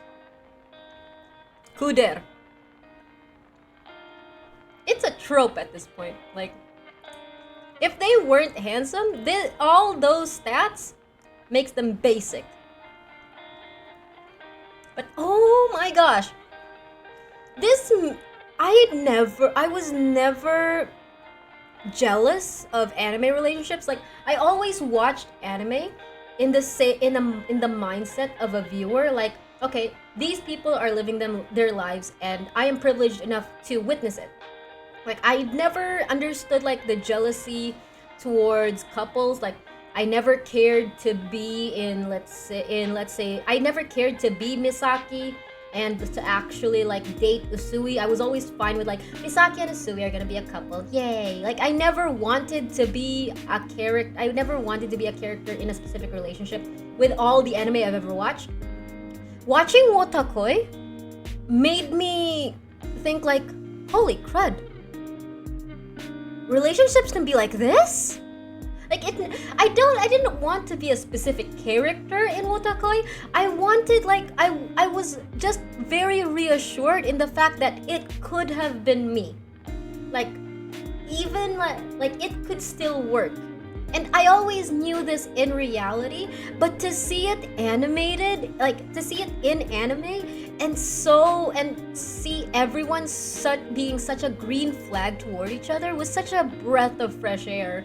Like I adored this anime so much. I also love that they do so much references to actual anime. They had an episode, they had a bit where they were watching an anime in the middle of work. And it was Sailor Moon of all things. Like they apparently remade her childhood, and it was Sailor Moon. And even the guy was freaking crying, tearing up. I adore them so much.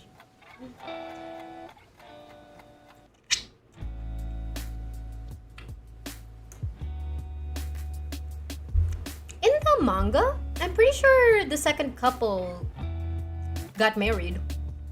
I'm not sure. Is there an update to the anime? I feel like I read the manga. They got married. I don't think I remember it happening in the anime. Yeah?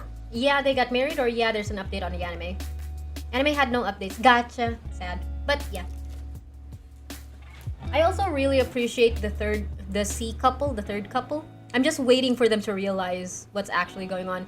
Because I feel like even in the manga, they're still oblivious to this point. I watched Wotakoi probably like at the end of last year. Holy crud, that's a while. No. Last year, only because a friend wanted us to have an anime watch party. I love the third couple. The third couple is so cute. Can I okay. And then there's the famous Wotakoi couple dance. It did numbers, didn't it? It's a really good dance though. It was so well animated. It's so nice. I went to the manga to read their relationship, and I think to this day they're still oblivious of each other. I'm pretty sure they already like each other. I'm pretty sure the guy's already very much in love with the girl, but he still hasn't really. They got together? Wait, what? Huh?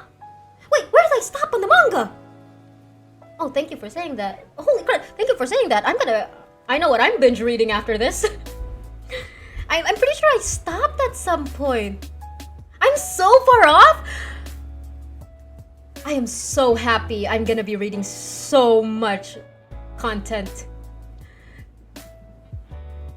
Let's go. Alright, so that's Wotakoi. Yeah, good anime. 10 out of 10. I wish there's an update like who makes characters like these anymore? Like the fact that everyone is so appealing to the female gaze. Who does that? Like, oh my goodness. Oh yeah, K-On! Is like a very high school classic for me. I watched this during high school, I think, as it was airing in Animax. I think, was it Animax? When was this airing on Animax? It's a 2010 series. So in 2010, I would be...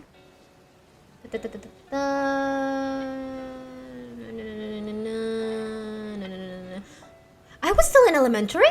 What? My first anime CD I bought. Yo! The green-haired woman will always be my fave. She is so hot. She is so hot. Wait, if this was no, surely. Oh, okay. So season 1. Wait, no. This isn't 2010, is it? No. Eyes.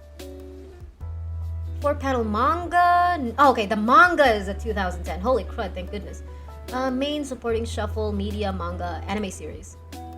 13 episode was released in 2009. So in 2009, I was in... Wait, I'm doing some quick maths in my brain.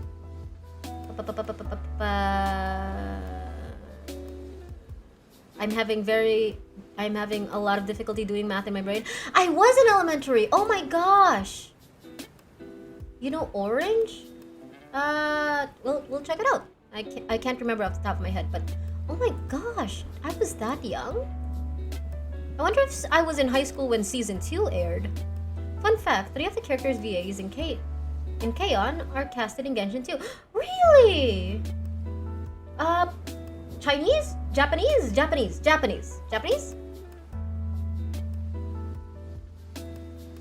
Navia, Chiori, and Emily. Oh, that's so cute. Now we just need the 4th one. Yeah, Japanese.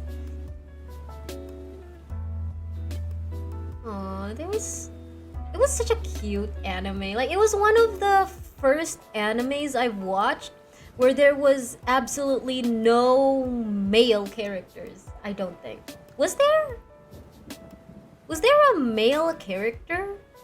Like an actual character, not just some mention of a brother that doesn't even have a face. Yeah, just an NPC.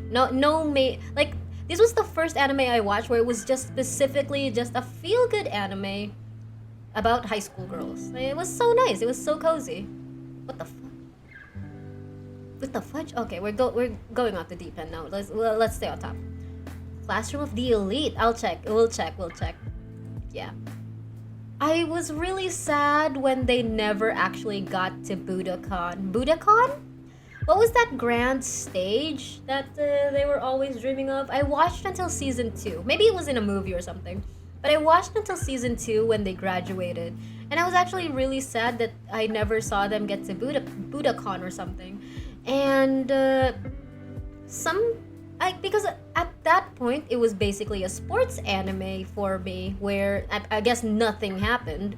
But yeah, isn't the studio of K-On! Got burnt down because of an idiot fan? Really? Oh my.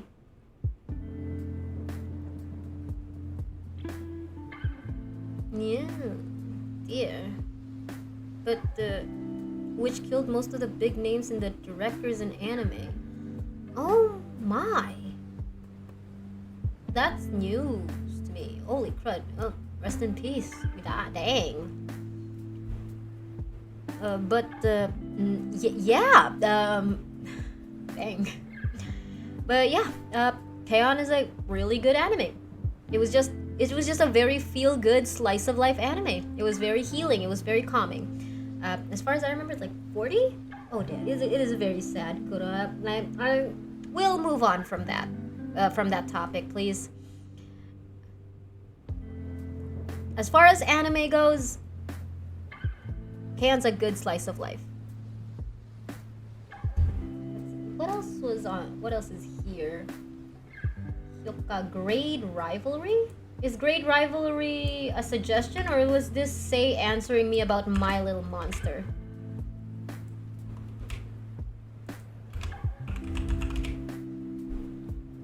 No, it was just Say answering me about My Little Monster. Gotcha.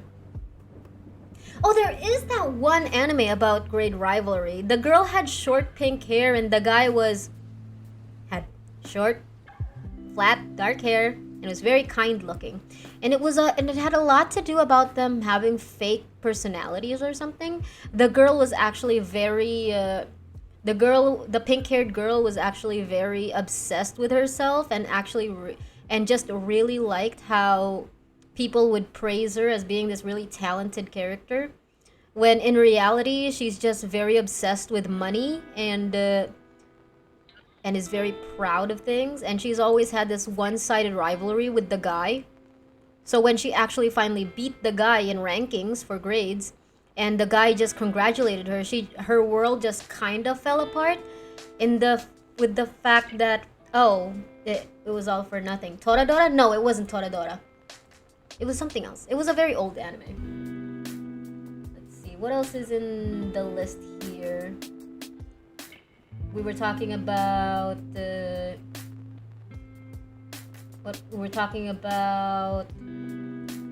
Maid-sama, Golden Time. Alright, I feel like I've watched this. Is this the Amnesia anime? Was this the Amnesia anime? The guy like got into an accident, moved to a new world, moved to a new place, fell in love with the girl. I think the relationship was very green. I think it was very green flags all the way. I think the only was the point of conflict his past catching up to him and him wanting to like, and the fact that he was in love with a different girl in a previous in his old memories, past memories basically. Yeah. I watched this. I think it was more the fact that the guy wasn't a kuder that it didn't really leave that much of an impression on me. It was a good story. It was a very good story. Interesting. Yeah, so basically the guy was in love with this girl. He got amnesia, and apparently to help with his recovery, him and his family moved to a different city, and that's where he met this girl. And he fell in love with this girl. They both loved each other, yada yada yada. They get married. But in between that, them falling in love and dating, this girl comes to visit his new city, and past memories like resurface and stuff. I only insisted Mitsuo love me. I realized I've never thought about Mitsuo's happiness. I've just been pursuing him. Oh, was she in love with a different guy? When I'm with my family, I can tell they're waiting for the old me, the real Tada Banri, to return. Yeah, there was a bunch of no. What no is that an answer to?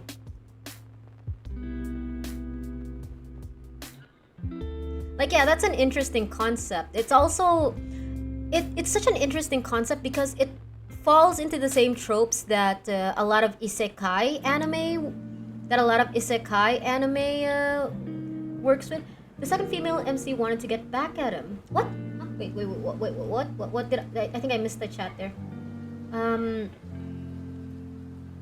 Past memories basically, and the second female MC wanted to get back at him. No, I worded that wrong. The girl wanted to be in a relationship with him knowing he doesn't have the past memories.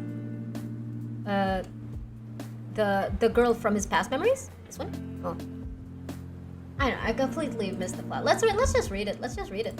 My eyes are ready. Okay.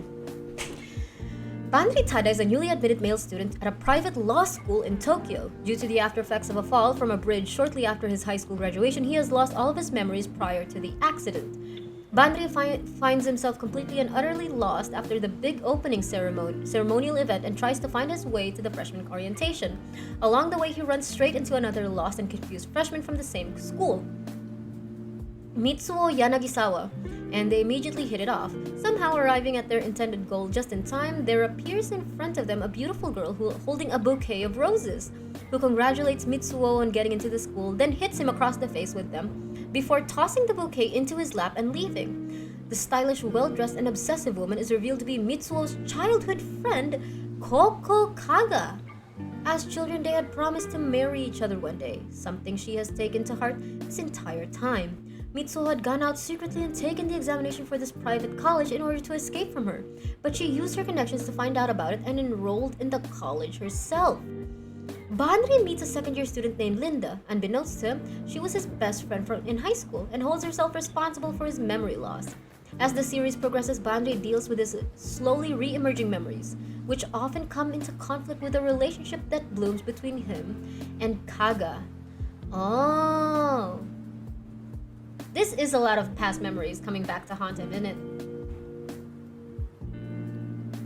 Yeah, no, it works. It's just like they're different girls from different stages of his life. I get it. Anyway, I like this guy. He's not the reason why I watched the anime, though. I watched the anime because it was an anime I could watch. The plot sounded far different from my first impression. I'm not sure I want to watch anymore. It was more... with all amnesia tropes, it's a lot of piecing together a lot of fragmented memories. It's always gonna be a jigsaw puzzle when it comes to amnesia.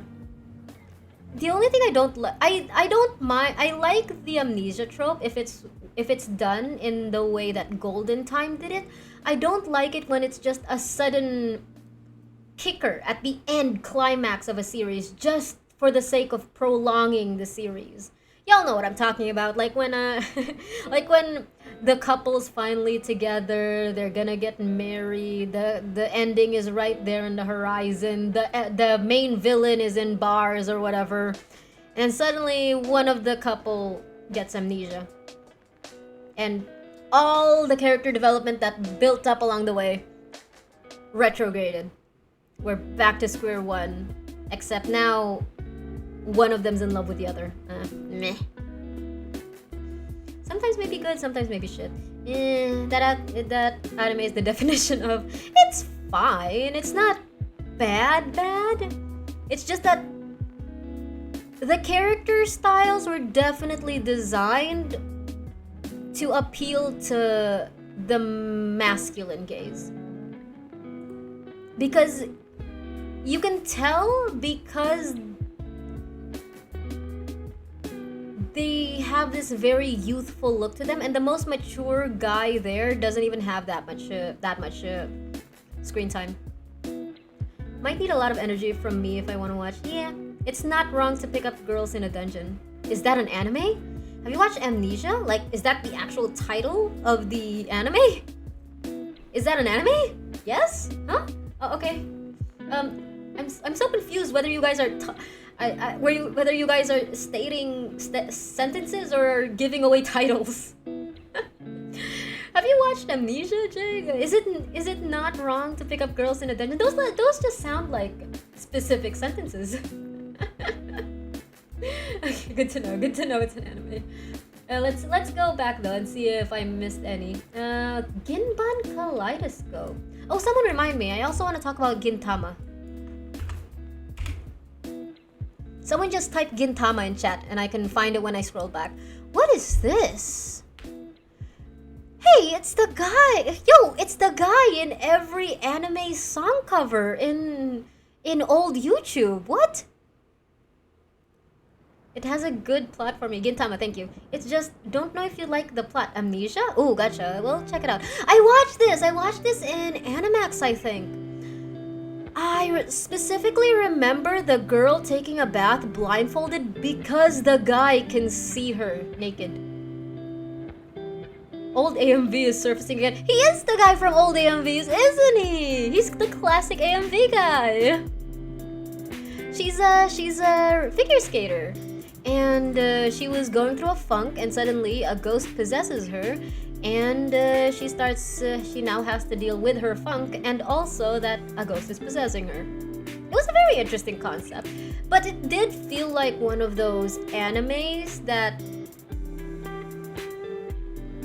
it felt like a checklist anime. Do you guys know what that is? It was a checklist. It's like there's a lot of stats, right? Like there's a lot of genres, and there's a lot of like markers on what's popular in anime, a must watch. Yeah, so all the tropes that are popular in anime, and some, or like, you know, just random elements that make up an anime, that are the foundations of an anime. So this anime had like figure skating, ghost possession, like figure skating and ghost possession. Well, now that I say that, that's basically it. But yeah, so it was one of those anime. The guy's cute, the girl's cute. It had the bath fan service. I'm not sure what happened in the end. I think it was one of those anime that was airing in Animax, and I would watch it when there was no other anime to watch, when there was nothing else to watch on other channels. I learned the word kaleidoscope from this anime. I had to remember the name whenever I went to grandma's house. Did your grandma have a kaleidoscope, or did you need to know the name to look for the anime? But yeah, this is a good anime. It's a classic anime. I can understand how some people would like have it in their psyche, but it wasn't in my psyche. It was one of those anime that I watched. Yeah, that's how it. That's how it was. To look for anime since I didn't have the channel. D and Angel. We'll check it. Yeah, this was a good anime. I can't remember what happened to it. Sticker, do you know? Like, was the guy just passed out? Was he in a coma? The guy had a time limit. Okay. And if he didn't reach the time limit, he'd die? He'd pass over? They probably loved each other. Probably. Was it a tragedy? Surely not.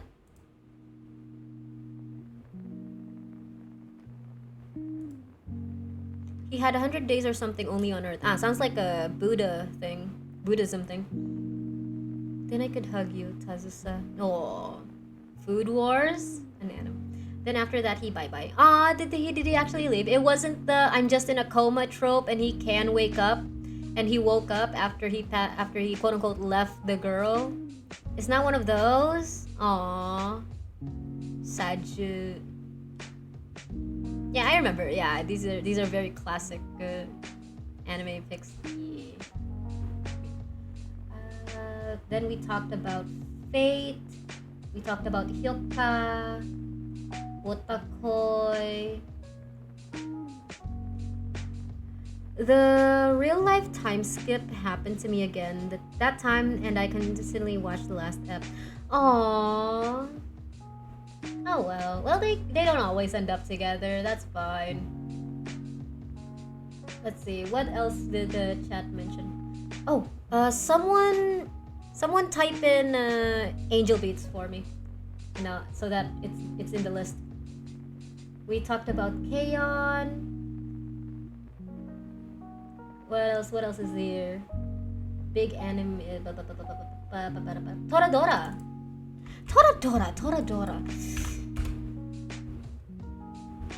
It was one of those animes I watched because I could watch it. I had a CD of it. It didn't really... Yeah. Wait, Hot Mommy Rat's VA is also Yao Yao's VA? Oh yeah, it is! Is it in English specifically, right? I think I watched this at just the right age to watch it, but it just did not appeal to me. It was one of those anime that the art style was specifically appealing to the male gaze. You could really tell if an anime is like that or not when the guys look really boring. And the girls are so interesting. Like, I loved it. Like, I get it. The drama, the characters, why the drama is the drama, how they ended up together with who they ended up with. I get it. That's how the story goes.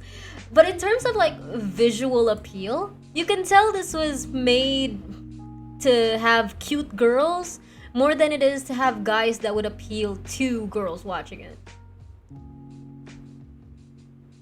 I liked it. It wasn't bad. I like the characters. I did get more public opinion on it when I think it was an Emirichu video of them talking about their childhood crushes on anime. But there was apparently this scene where this girl just wanted to live her best life and live abroad, study abroad or something, leaving this guy, and she got was this Tora or Dora? And she got so mad to the point of like juking it out with her in public. Tora, okay, juking it out with her in public for the sake of this guy. And I was like, and after they pointed that out, I was like, huh, yeah, you're right, that was a bit, yeah, why was that vindicated? Why was that was actually really mean of her to do. She just wanted to live her best life. What was so wrong about that? I like anime. The plot is usually understandable and sometimes an emotional roller coaster. Oshinoko. We'll get into that one in a bit. Yeah, that was Toradora. They're cute. That much is true. Let's see, and then we talked about Golden Time. And then let's see where else. Amnesia. Oh sure, hope I don't get the medical term for this. Let's add anime to be safe. Oh, it's one of those otome game animes. Holy crud, this guy's fingers are crazy. Holy crud, look at the size of this guy's fingers. What the fudge? Anyway, Dora is dragon for the guy name. Ah, so she's the tiger. This anime had a boy an episode. It was very fast. The main character was bland as all hell. I remember feeling like her entire lines was just made up of, huh? Oh, nani? Doshite? Dare? Like, she was just so confused all the time, every time. And when she decides to not be confused, it's to be this philosophical narrator of her own life. He has the Arlie hands. Hey, he doesn't have that long of a nails.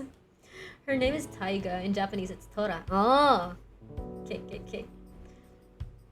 But I watched this anime. I had a CD of this anime because I was specifically looking for reverse harem anime. But yeah, the thing about when they make anime out of otome games and the otome games and the thing when let me repeat that. When they make anime out of otome games specifically to promote the otome game, they usually do shit for the character development, and we just get the blandest, most surface level character for the characters, for the world, and specifically for the plot. I think Amnesia did that in the sense that we only ever got to meet like the surface level character of the main guys, and we only got glimpses of how they're more well-rounded. I'm pretty sure in the actual otome game you can choose a route and you can be more vindicated, but it was wild. It was confusing from what I remember. It was just a guy an episode. Her memory she wouldn't remember what's going on, and however that guy treated her from the previous episode, it was completely different because she chose a different route for the next episode, and it would be the different guy. It was just, if it was a promotion or a trailer for an otome game, it's great. As an actual standalone anime, it could have been better. I mean, the guys were cute. Don't get me wrong. Utano Prince Sama. Now that's a female main character that I like. We'll get to that. Then brothers conflict and diabolic lovers. Okay, we're having a reverse harem anime in a bit. That'd be great. Alright, what is this one that Kuro sent in? Is it not wrong to pick up girls in a dungeon? I don't think I've watched this. The picture is not loading properly. So did we ever find out if it was wrong or not, Kuro? I mean, I see a lot of booba.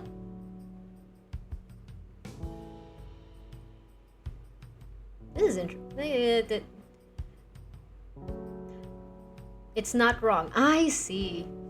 The most important is that Yukio's the green-haired guy. It's basically the plot. Really?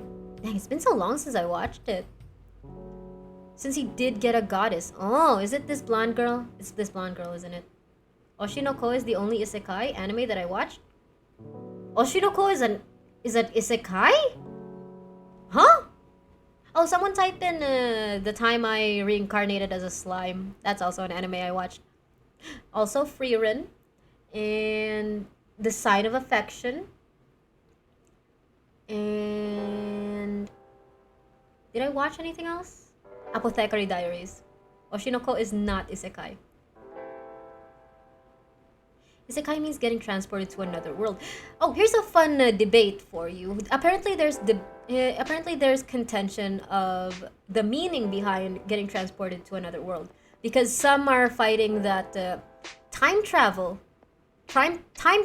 is also technically isekai, because once you time travel and you change the course of the future, it's technically a completely different world from where you came from. Oshinoko is a reincarnation anime?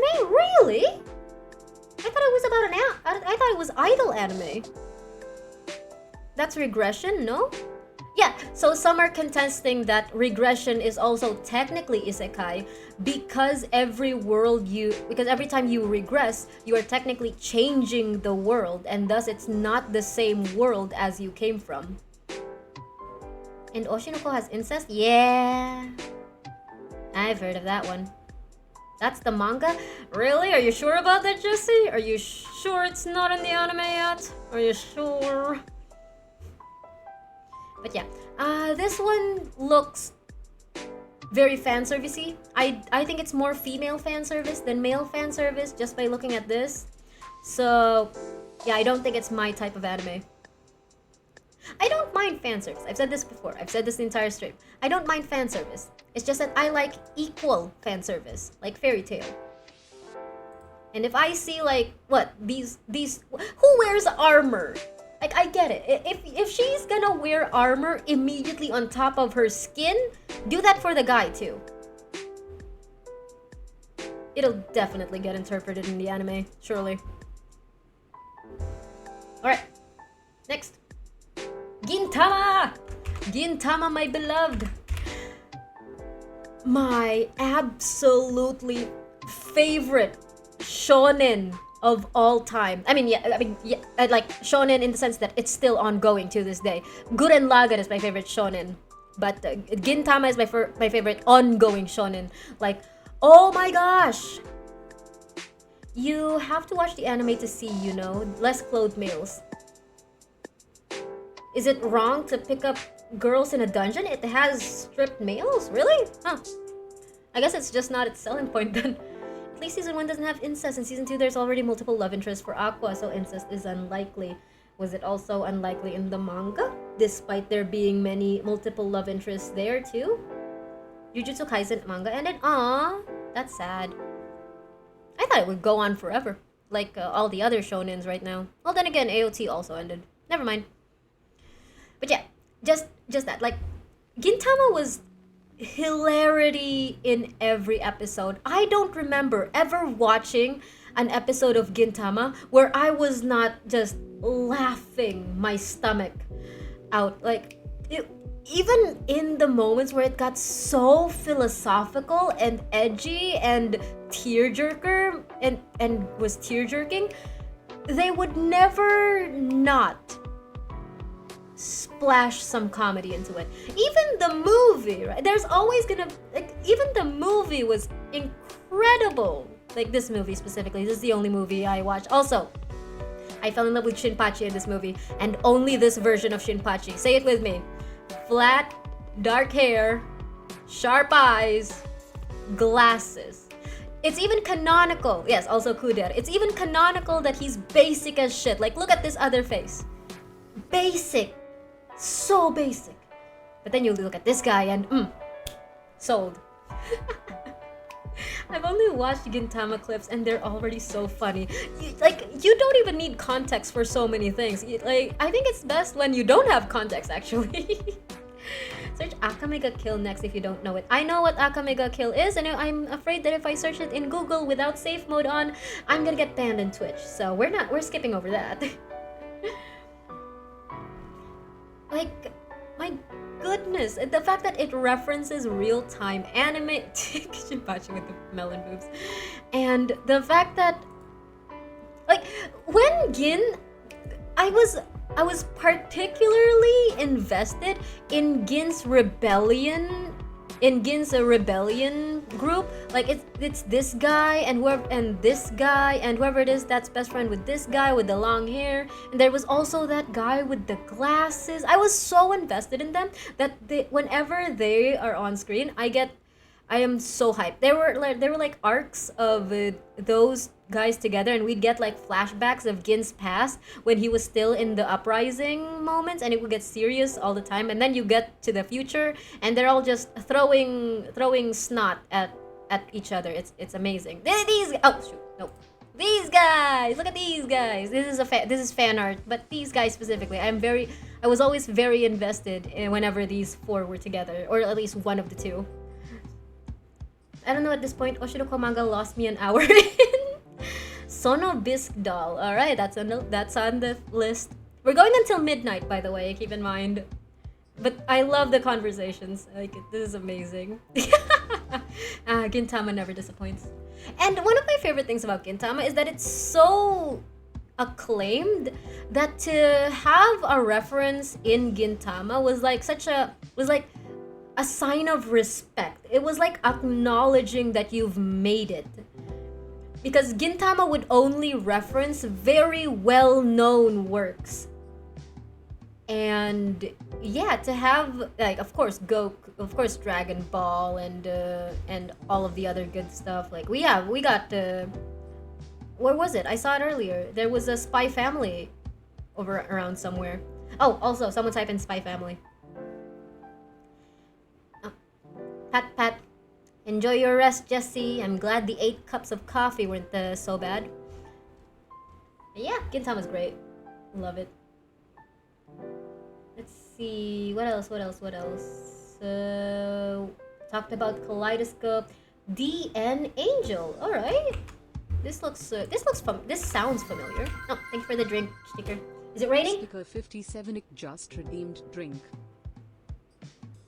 Oh my gosh. Okay, that is a lot of things on screen. Okay, maybe I'll tone that down next time I edit my alerts. Holy crap, that was a lot of things on screen. I didn't think it would be that bad. Sleep well, Jesse. I'm only on my 7th cup of coffee. Thanks for reminding me of the 8th. Oh no, jigs everywhere. I'm so mad that I can't see this on the VODs. It's specifically a live thing. DN Angel? It's not that bad, is it? Guys, sure? It's not too much? I mean, I'll keep it if you guys don't mind it. Oh, is Kuro also going off to bed? We'll need to early tomorrow. Gotcha. Good night, Jesse. Good night, Kuro. The jigs. Alright. We'll keep it. I'll keep it until someone complains about it. I don't think I watched DN Angel. Oh, I've definitely seen these guys. I feel like there have been YouTube videos of these guys on the cover. Why though? What was this about? I feel like there is is this like the common BL picture that they do, or was it like, all right, avert your eyes. Oh wait, no, there's an anime list. Is this white or is this dark mode? Too late. You reminded me of my final cup of coffee. Dang it. Alright, let's go for my anime list. Daisuke Niue is a clumsy, block-headed, and wimpy middle school student who has few redeeming qualities, off to a great start. On his 14th birthday, he finally decides to confess his love to his longtime crush, Risa Harada, but is rejected. Expected. In an unexpected turn of events, very expected at this point, however, Daisuke finds himself transforming into Dark Mousy. Mousy? The infamous phantom thief whenever his mind is set on Risa. Though Daisuke is unaware of this strange heritage, his mother is certainly not, since before the boy was born, his mother had been planning for him to steal valuable works of art and let the name of the elusive art thief be known. What the fudge, Mom? With doubt and confusion constantly clouding his mind, Daisuke finds himself struggling in his relationships with classmates and family, and it is not long before Daisuke realizes that he is not the only one with a fated family legacy. His greatest adversary could be the one classmate he is most unwilling to fight. His best friend? Aww. It's not BL? Dang it. Is this the same person? Is this Dark Mousy? I can't really call Bakugan an anime, but whatever. It's in the list. I've watched that too. Dark Mousy is the purple guy. Oh, it's an alter ego! Dang, what a glow up! What the fudge? He even loses a few buttons when he gets taller. Holy crud! You're telling me this is the same guy? You're telling me this is the same guy? The plot sounds goofy. You wanna watch? I don't know. I feel like I would watch this. Like if I was in my Hitman Reborn phase, this would be right up my alley. It has a lot of similarity to Hitman Reborn, right? In the sense that, you know, few redeeming qualities, transforms into a very cooler, better version of himself. And also, I mean, I guess Chuna never really confessed to his crush, hasn't he? They did end up either they ended up closer or they ended up together in Hitman Reborn, because when Chuna time traveled and we met the older version of the girl, she was calling him in a more fond nickname, if I remember correctly. They didn't translate it well in Filipino, but apparently she called him Tukun or something. It's a Japanese one. It didn't translate well to Filipino. Especially since they were moving back and forth between first name and last names for the localization. It was a weird choice. It's more of a two people in one body than an alternate persona like Nurari-hyon. Nurari-hyon! Okay, that's in the list. Oh, so he's possessed. It's more of like a chrome Mikaru thing. Not 100% sure, so take it with a grain of salt. Fair enough. I'm pretty sure it's been a long time for you as well. I captured a special Jigglypuff. Yo, let's go. Is it a shiny? Is it a shiny thing? Is it a shiny Jigglypuff? What does a shiny Jigglypuff look like?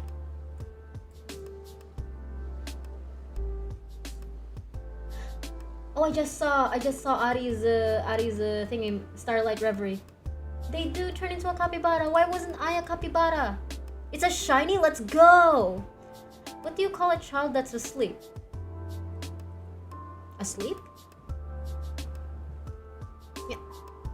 This is a very classic looking anime. Like the art style alone. Kidnapping.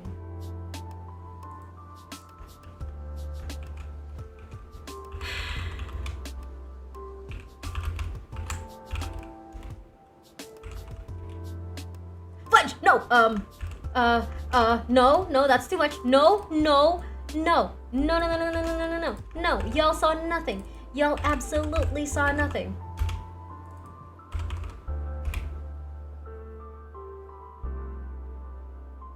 Minutes 900. You sent it? Where is it? That's a shiny? What makes it shiny? It's still pink.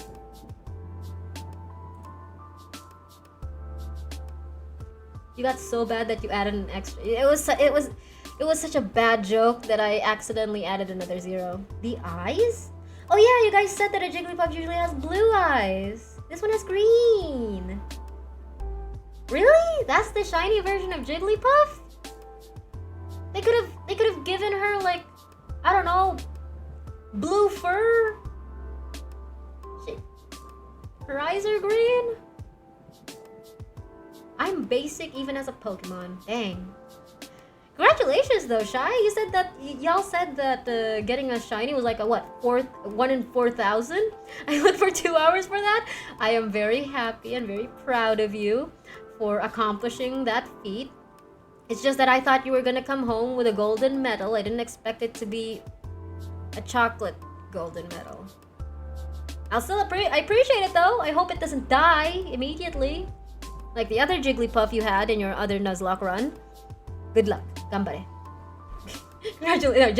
Congratulations, Shy. You guys said it was like it's level 100? Yeah. Oh, huh. Oh, I love the Pokeball. Shy has the Jigglypuff on this really cute pink and yellow Pokeball. What the fudge? It even has an impish nature. Are you kidding me? Holy crud. I found a shiny Jigglypuff a bit ago, but I'm on a Nuzlocke and I had to kill it. No! That's a love ball, I think. Yay!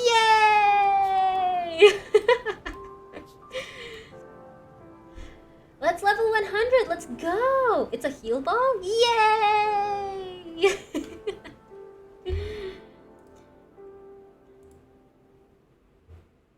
Oh my goodness. It's level 100. How did you get it to level 100 on a Nuzlocke at like without dying?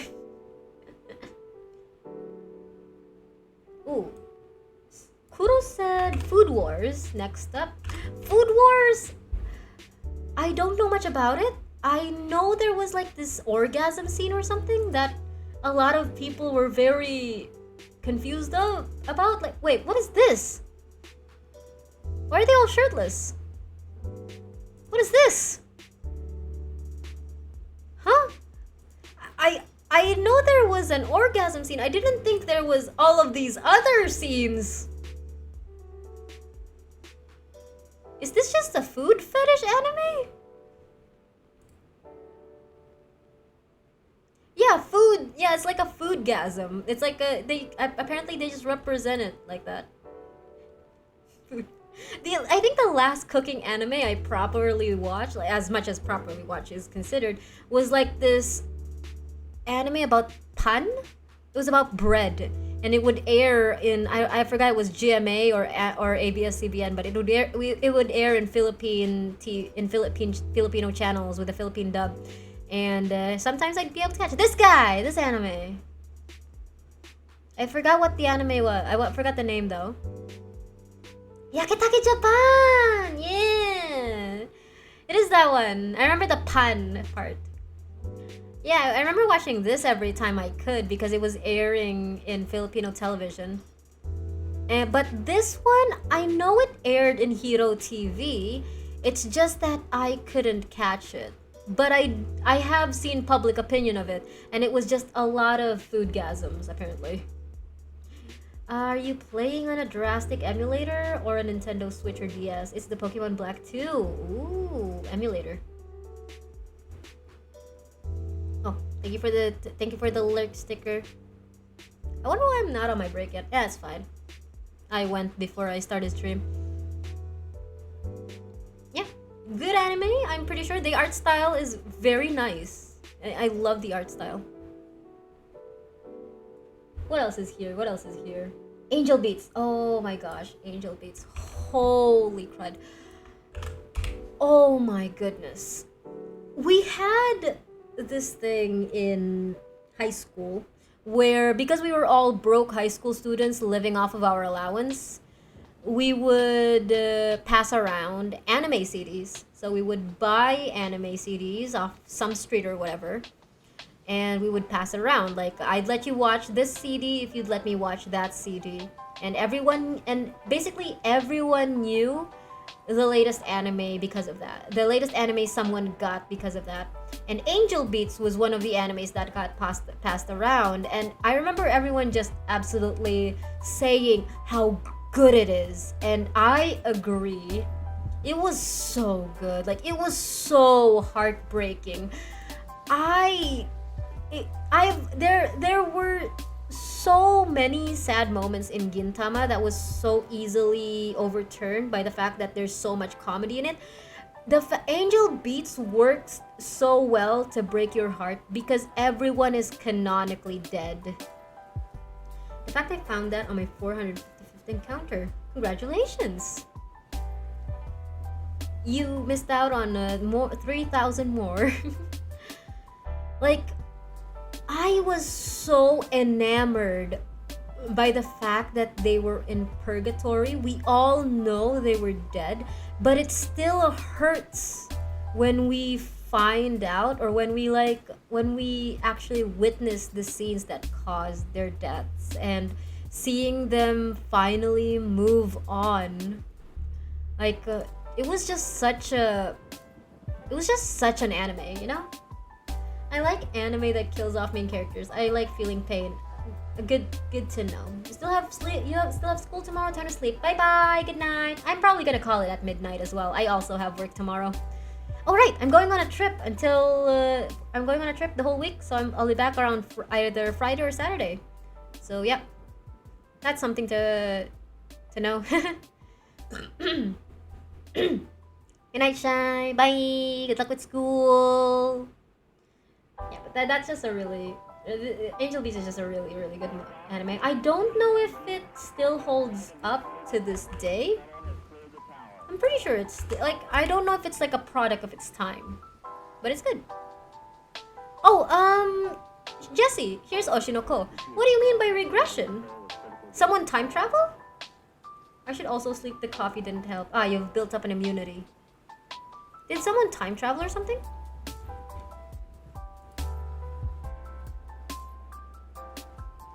Let's see, my anime list. In the entertainment world, celebrities often show exaggerated versions of themselves to the public. I can't say I just watched the first episode. I probably won't. Concealing their true thoughts and struggles beneath elaborate lies. Fans buy into these fabrications, showering their idols with undying love and support. The parasocial industry. Until something breaks the illusion. 16-year-old rising star Ai Hoshino of pop idol group B Komachi has the world captivated. However, when she announces a hiatus due to health concerns, the news causes many to become worried. One spoiler, sure. As a huge fan of Ai, gynecologist Goro Amemiya cheers her on from his countryside medical practice, wishing he could meet her in person one day. His wish comes true when Ai shows up at his hospital, not sick, but pregnant with twins. While the doctor promises Ai to safely deliver her children, he wonders if this encounter with the idol will forever change the nature of his relationship with her. Didn't she, die? How is she still the main character?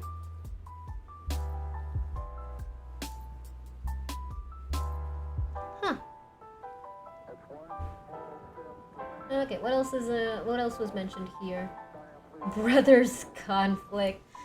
Oh, brothers conflict.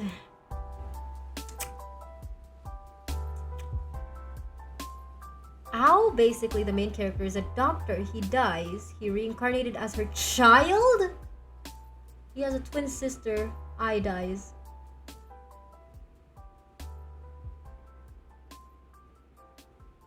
Wait, did he deliver the children first? Or did someone else deliver the children? Brothers conflict was a trip, man. No? What are you saying no to? I think Brothers conflict was one of those moments where I go, alright, I like my reverse harem anime, but I think these are too many people. Someone else delivered the children. Oh, that's interesting. Oh, is that how they're defending the incest? Blech.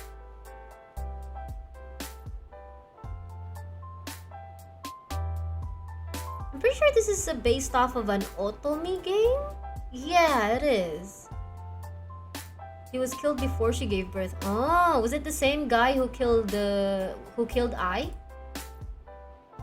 Why was he killed? I think this one had a lot of episodes, or at least a reasonable amount of episodes, Brothers Conflict. But it was one of those anime that went, okay, now these are ridiculous proportions. Come on, really? 13? You expect me to keep track of 13 characters? At some point I just forget about the names. I just don't even care anymore. I get it, but gosh dang, the mom was busy. Was it the mom or was it the dad? Did the dad get busy and all of them had different mothers? The incest is mostly fan art, and yes, same guy that killed Ai, which turns out to be their father when he was now Aqua. Huh? Wait. They found out it was their father when the guy turned into Aqua, or is there a different character named Aqua who they now know is their father? Oh my gosh. I feel like this is the time where someone says you should just watch the anime. I probably won't. I love the art style though. It's so interesting. I don't think I've seen an anime with that art style yet. It's very much a product of its time. Oh, there's 3 of them. What? Oh, did they just dye their hair then? I don't remember this anime. I remember there were a lot of guys. So the MC, yes, take your time, Jesse. There's Diabolic Lovers. Did I watch this? I feel like I haven't. I just heard about it from Say. Oh no, I watched this! Yeah, I watched this. Classic.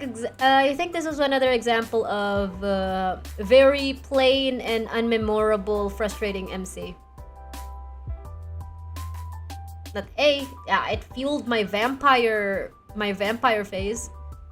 I did have a vampire phase, and this definitely fed into that. Yep. Good anime. If you're just in it for like vampire, if you're just in it for like the vampire fan service, definitely this anime. Utano Prince Sama. This is my favorite. This is one of my favorite female main characters from an otome game to anime adaptation. Like, she was actually very dependable. She was actually very mature. She was actually very good at her job. Like, she wasn't just confused all the time, every time. She wasn't just a doormat for the for the male characters to step over and use. Like, she was a reasonably she's actually a very well trained and very professional producer. With the amount of products and copyright and royalties she probably earns way back from high school to the point of them going into the industry, she's probably loaded as fuck. Aqua and Ruby is Ai's child. Aqua used to be the doctor. Ruby used to be a patient of the doctor. The doctor was killed by a stalker, which also kills Ai. Aqua had a big brain moment and pieced the puzzle together and realized the stalker was his dad. Oh. Dang. That's interesting. I think that counts as reincarnation. I don't think it's an isekai though. I think it's more of a reincarnation. Like an isekai can be a reincarnation, but a reincarnation doesn't have to be an isekai. But yeah, love Utano Prince. I think I dropped this at like season 2 or 3. I only read summary of Oshino Koplat. It was interesting. Overly simplified, yes. Can you understand it? Most likely not. It's fine. I'm pretty sure a big factor of Oshinoko being so popular is the art style in my I'm pretty sure the story is good. I'm well aware that the story is good. It's got enough acclaim and public opinion for me to know that the story is good. But I think one of the big factors that makes it so popular is because the art style is such a breath of fresh air. That's just the first episode. Oh, really? Nice. Relshon-kun, Shion mentioned the anime a few times, and they've mentioned that they're less in it for the drama and more for the production of things, because apparently they dive into actual idol productions, like how things work behind the scenes. There are 10 more in the first season. Gotcha. Let's see. What else am I looking for? The time I got reincarnated as a slime. Oh my goodness. This was the first anime I watched. So I like strategy games, right? I like strategy games where you build up your village or your city and you give everyone jobs and you make sure everyone works together. It's I like Cult of the Lamb. I like those types of games. And the time I got reincarnated as a slime was the first anime I watched that felt like it was incorporating those types of strategy games and rules. It also helps that he was isekai and there's an actual voice narrating what he can and can't do, and levels and all that. This emote was inspired by a scene in Oshiroko. Ooh, what is it? They're crawling. They're licking the ground. Oh my. Dark Side of the Life. Is that an anime, or are you calling Oshinoko Dark Side of the Life? Dark Side of the Life of the idol industry. That makes sense. I think I dropped the time I got reincarnated as a slime when it started focusing more of the world outside of Rimuru. I'll be honest, I don't really care that much about the world outside of Rimuru. I feel like you could still build up the world without turning away from your protagonist. I feel like but I get it, the world exists outside of the main character. It's just that I particularly really like Rimuru and the gang. I was a bit I got a bit bored with the fact that when we turned off. Oh, also fan service. Something that put me off was the fan service. Like I wanted to wait for his dragon brother to join the crew, but it took too long, and I could only stare at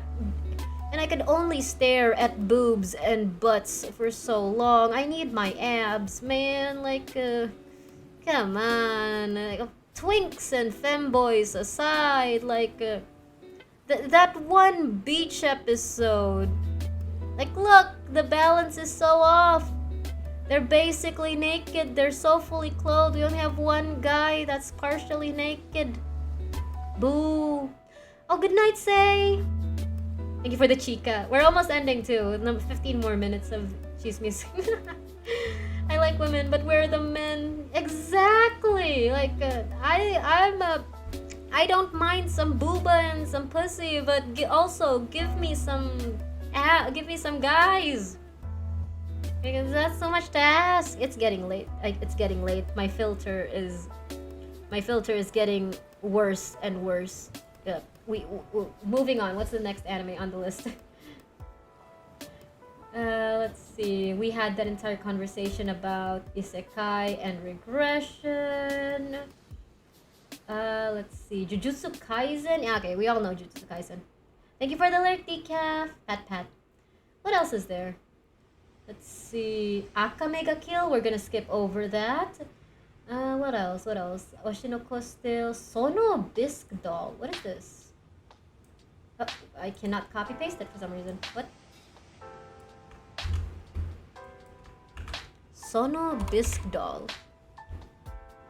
Oh, this one! I didn't watch this. It did not appeal to me. I'm pretty sure it's good. I'm pretty sure it's really good. It definitely has public opinion. It is acclaimed. It just did not appeal to me. The main characters did not check all my boxes.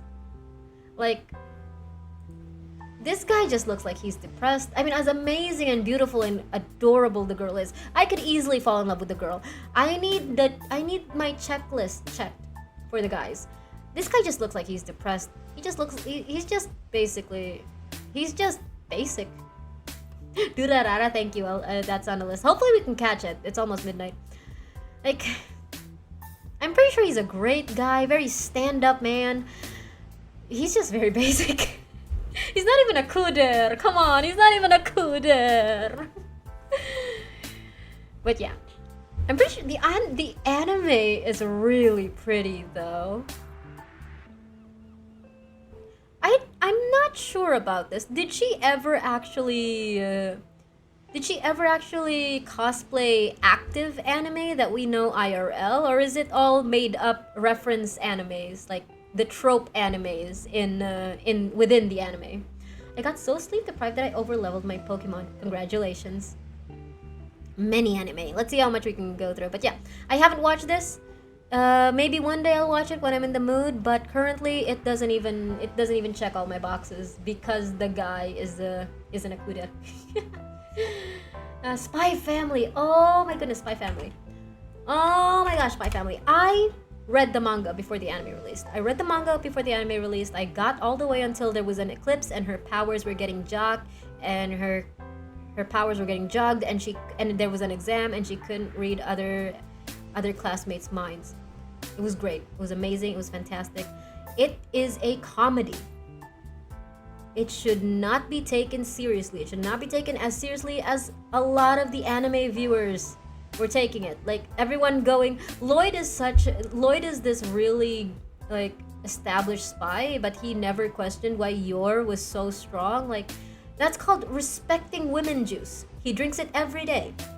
He fully acknowledges that Yor is strong, and nothing in her files say that he goes for come on. the dress-up doll anime does feel like a moral dilemma. The main characters are lovable and absolute crush material, but god dude, people are trying to say, yeah, they're canon 17. What? There's there's drama over simping over anime characters? Say it ain't so. Please. A basic day at Twitter. Leave you with that. No, I'm not. It tends to happen, like always. I'm of the mentality, right? Like when I watch an anime, I am mentally the same age as the characters. I am viewing it from the perspective of the characters. So if I find like a 16-year-old hot, it's because I am viewing that character through the lens of probably the female main character, who is probably also 16. I'm tired of those discourses, so I rarely linger. That's why I don't use Twitter. The only times I open Twitter is when someone, mostly sticker, sends me like links to art. And even then, I just look at the art. I don't even interact with it. Sometimes I find out that someone tagged me, like Nick, because I rated them, and I get very self-conscious and guilty because it takes me so long to like react, and usually I just heart it anyway. Tired of the discourses too. I'm done. Like, the thing about anime is that it is very much a reflection of Japanese media tradition and norms. So most likely it's not gonna go well with Western media norms and mindsets. So yeah, you wanna watch an anime that conforms to your norms, go watch Steven Universe. No pressure to react, reply ASAP to my Twitch social media crap, by the way. But thank you. Appreciate that. Just cute VTuber culture stuff. I heard some people got mad that a character was confirmed to be underage after a lot of people were already simping for them. Yeah, tends to happen. But yeah, I love Spy Family. I think I watched the entirety of season 1. If a season 2 comes out, I'm all for it. It's just that I don't think I'm gonna catch up to the manga. If a season 2 comes out, I'd watch the entirety of season 2. Is there a movie? I feel like I saw that there was a movie. Was there? If there's a movie, I'll probably like look for it and watch it when I have the free time. Who knows when that'll be. It's so cute. I can't wait. As much as it is very popular in fan art, I genuinely can't wait for whenever it is that Yor and Lloyd actually become canon, and they find out the drama between them, the dark side behind them, and how they figure that out. Because they are such a good power couple. They could overturn both of their countries so well. If these two actually genuinely work together and Yor uses her power over her brother to like freaking control the government, it's the anime just ends. That's just the end of the anime. They're gonna prolong it as long as possible. I can afford 3.5 clowning on the builds. Oh my gosh. Next stream, ideally, when we are actually in the game. Are you world level 8 yet, Jesse? I think I changed the rules on that I'll only be clowning on world level 8 and up. Your Lloyd, please just kiss already, please.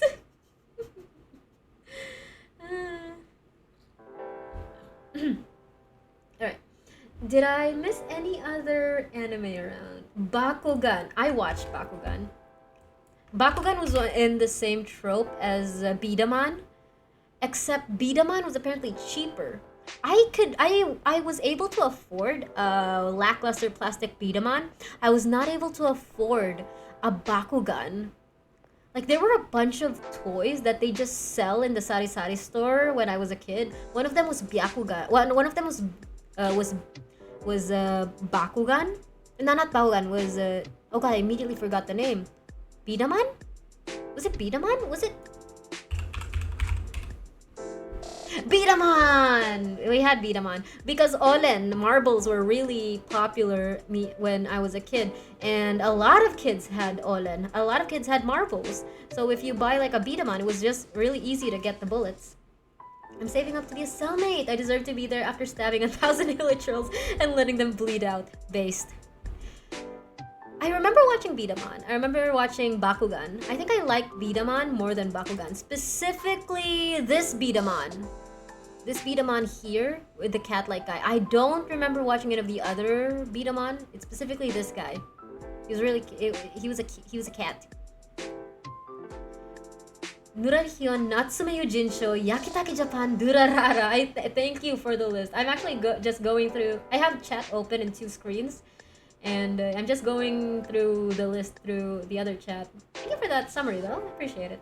Let's see if it actually goes through the summary.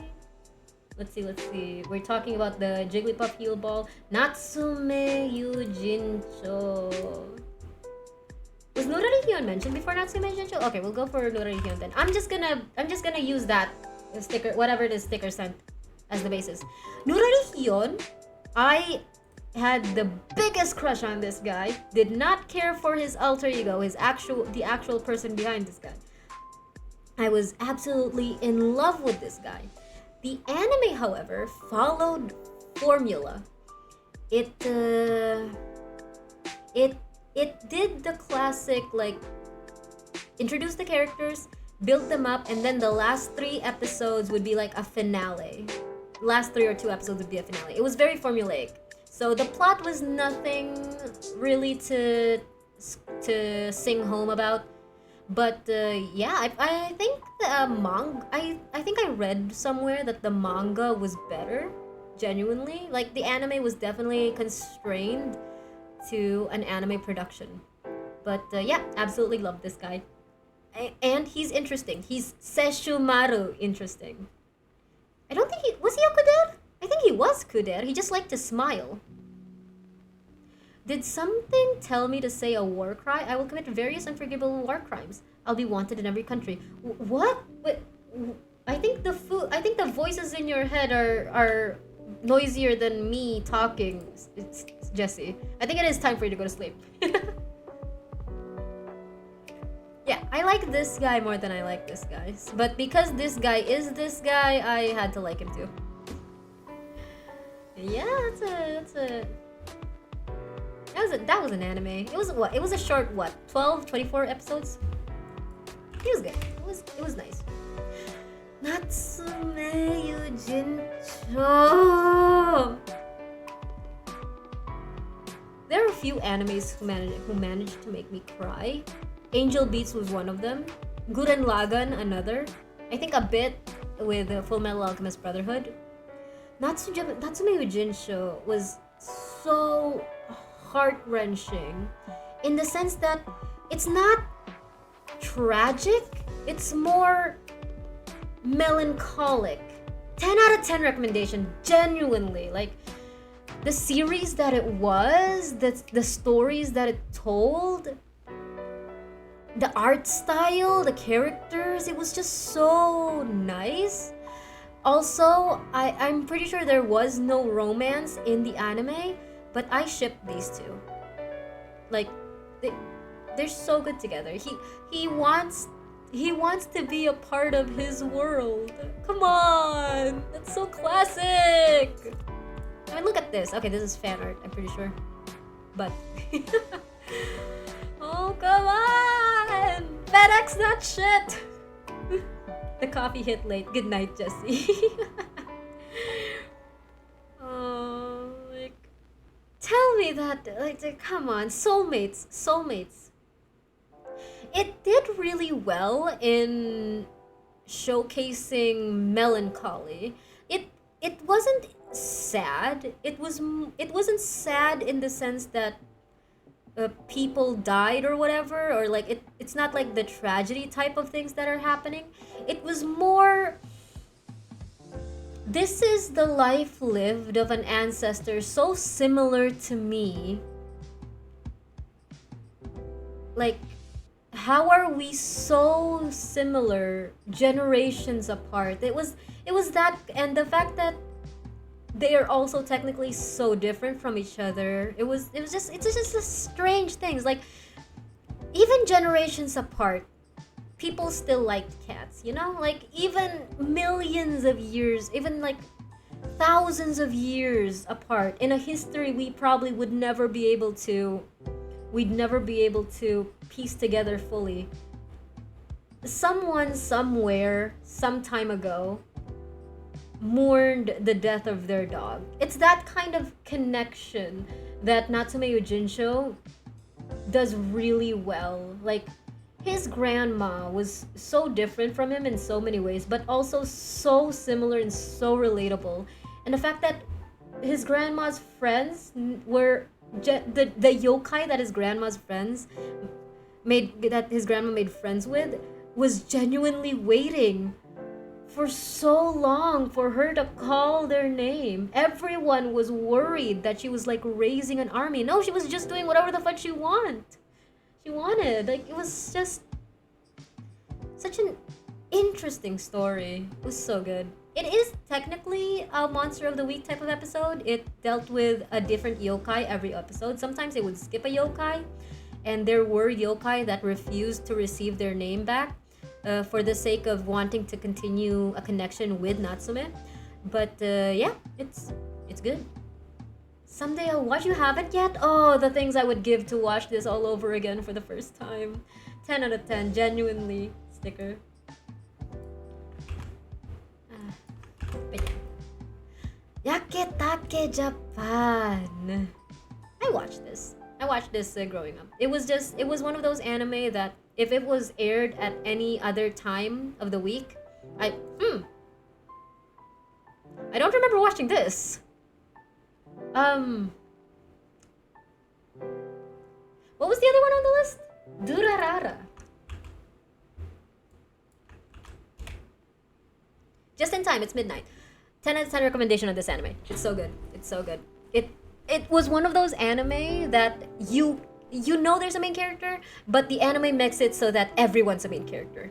It wasn't like how the time I got isekai'd as a slime did with Rimuru as the main character. When the slime isekai anime established that Rimuru was the main character. Durarara first showed off this guy as the main character, and then as the anime progressed, they let you get invested equally. I think in my opinion, equally in all of the other characters.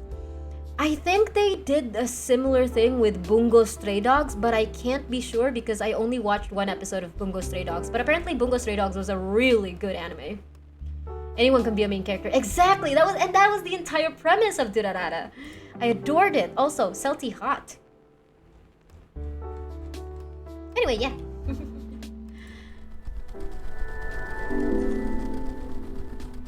Well, that was a good talk fest. I love like yapping, and the fact that I only had to yap today was great. We did go through our Genshin Impact Starlight Reverie. That was nice. But aside for that, yeah, we got a bunch of redeems too. So much anime. I think that wasn't even all of the anime actually, which is interesting because that means I probably missed and skipped over some anime, but hey, it was fine. I'm always open to talk about anime. I think I wasn't expecting to figure out that I had a type. I always knew I liked kuders. I didn't expect to go down memory lane and find out that I liked so many kuders and that I actually watched a lot of anime because of the kuders. That is an interesting discovery. Conclusion of the stream. Jig loves nice kuders. Specifically nice kuders. They have to be nice. They have to be kind, or at least somewhat reasonably kind. They can be tsundere. I don't mind a tsundere if they're just looking out for you and they just have a gruff manner of talking to you about it. But specifically, they have to be nice. Oh, I just noticed Ari's grub has the new belt. It's spikier. It's spikier than Tyria's belt. But yeah, that was a good talk fest. Hope y'all enjoyed it as much as I did. I adored getting to know all of y'all's childhood animes and favorites, and the fact that we discovered that I also that apparently Sei has the same type as mine. I didn't get to talk about Kuroko no Basket. Sei didn't even mention Kuroko no Basket. Anyway, I like Kuro from Kuroko no Basket. Say it with me. Flat, pale hair.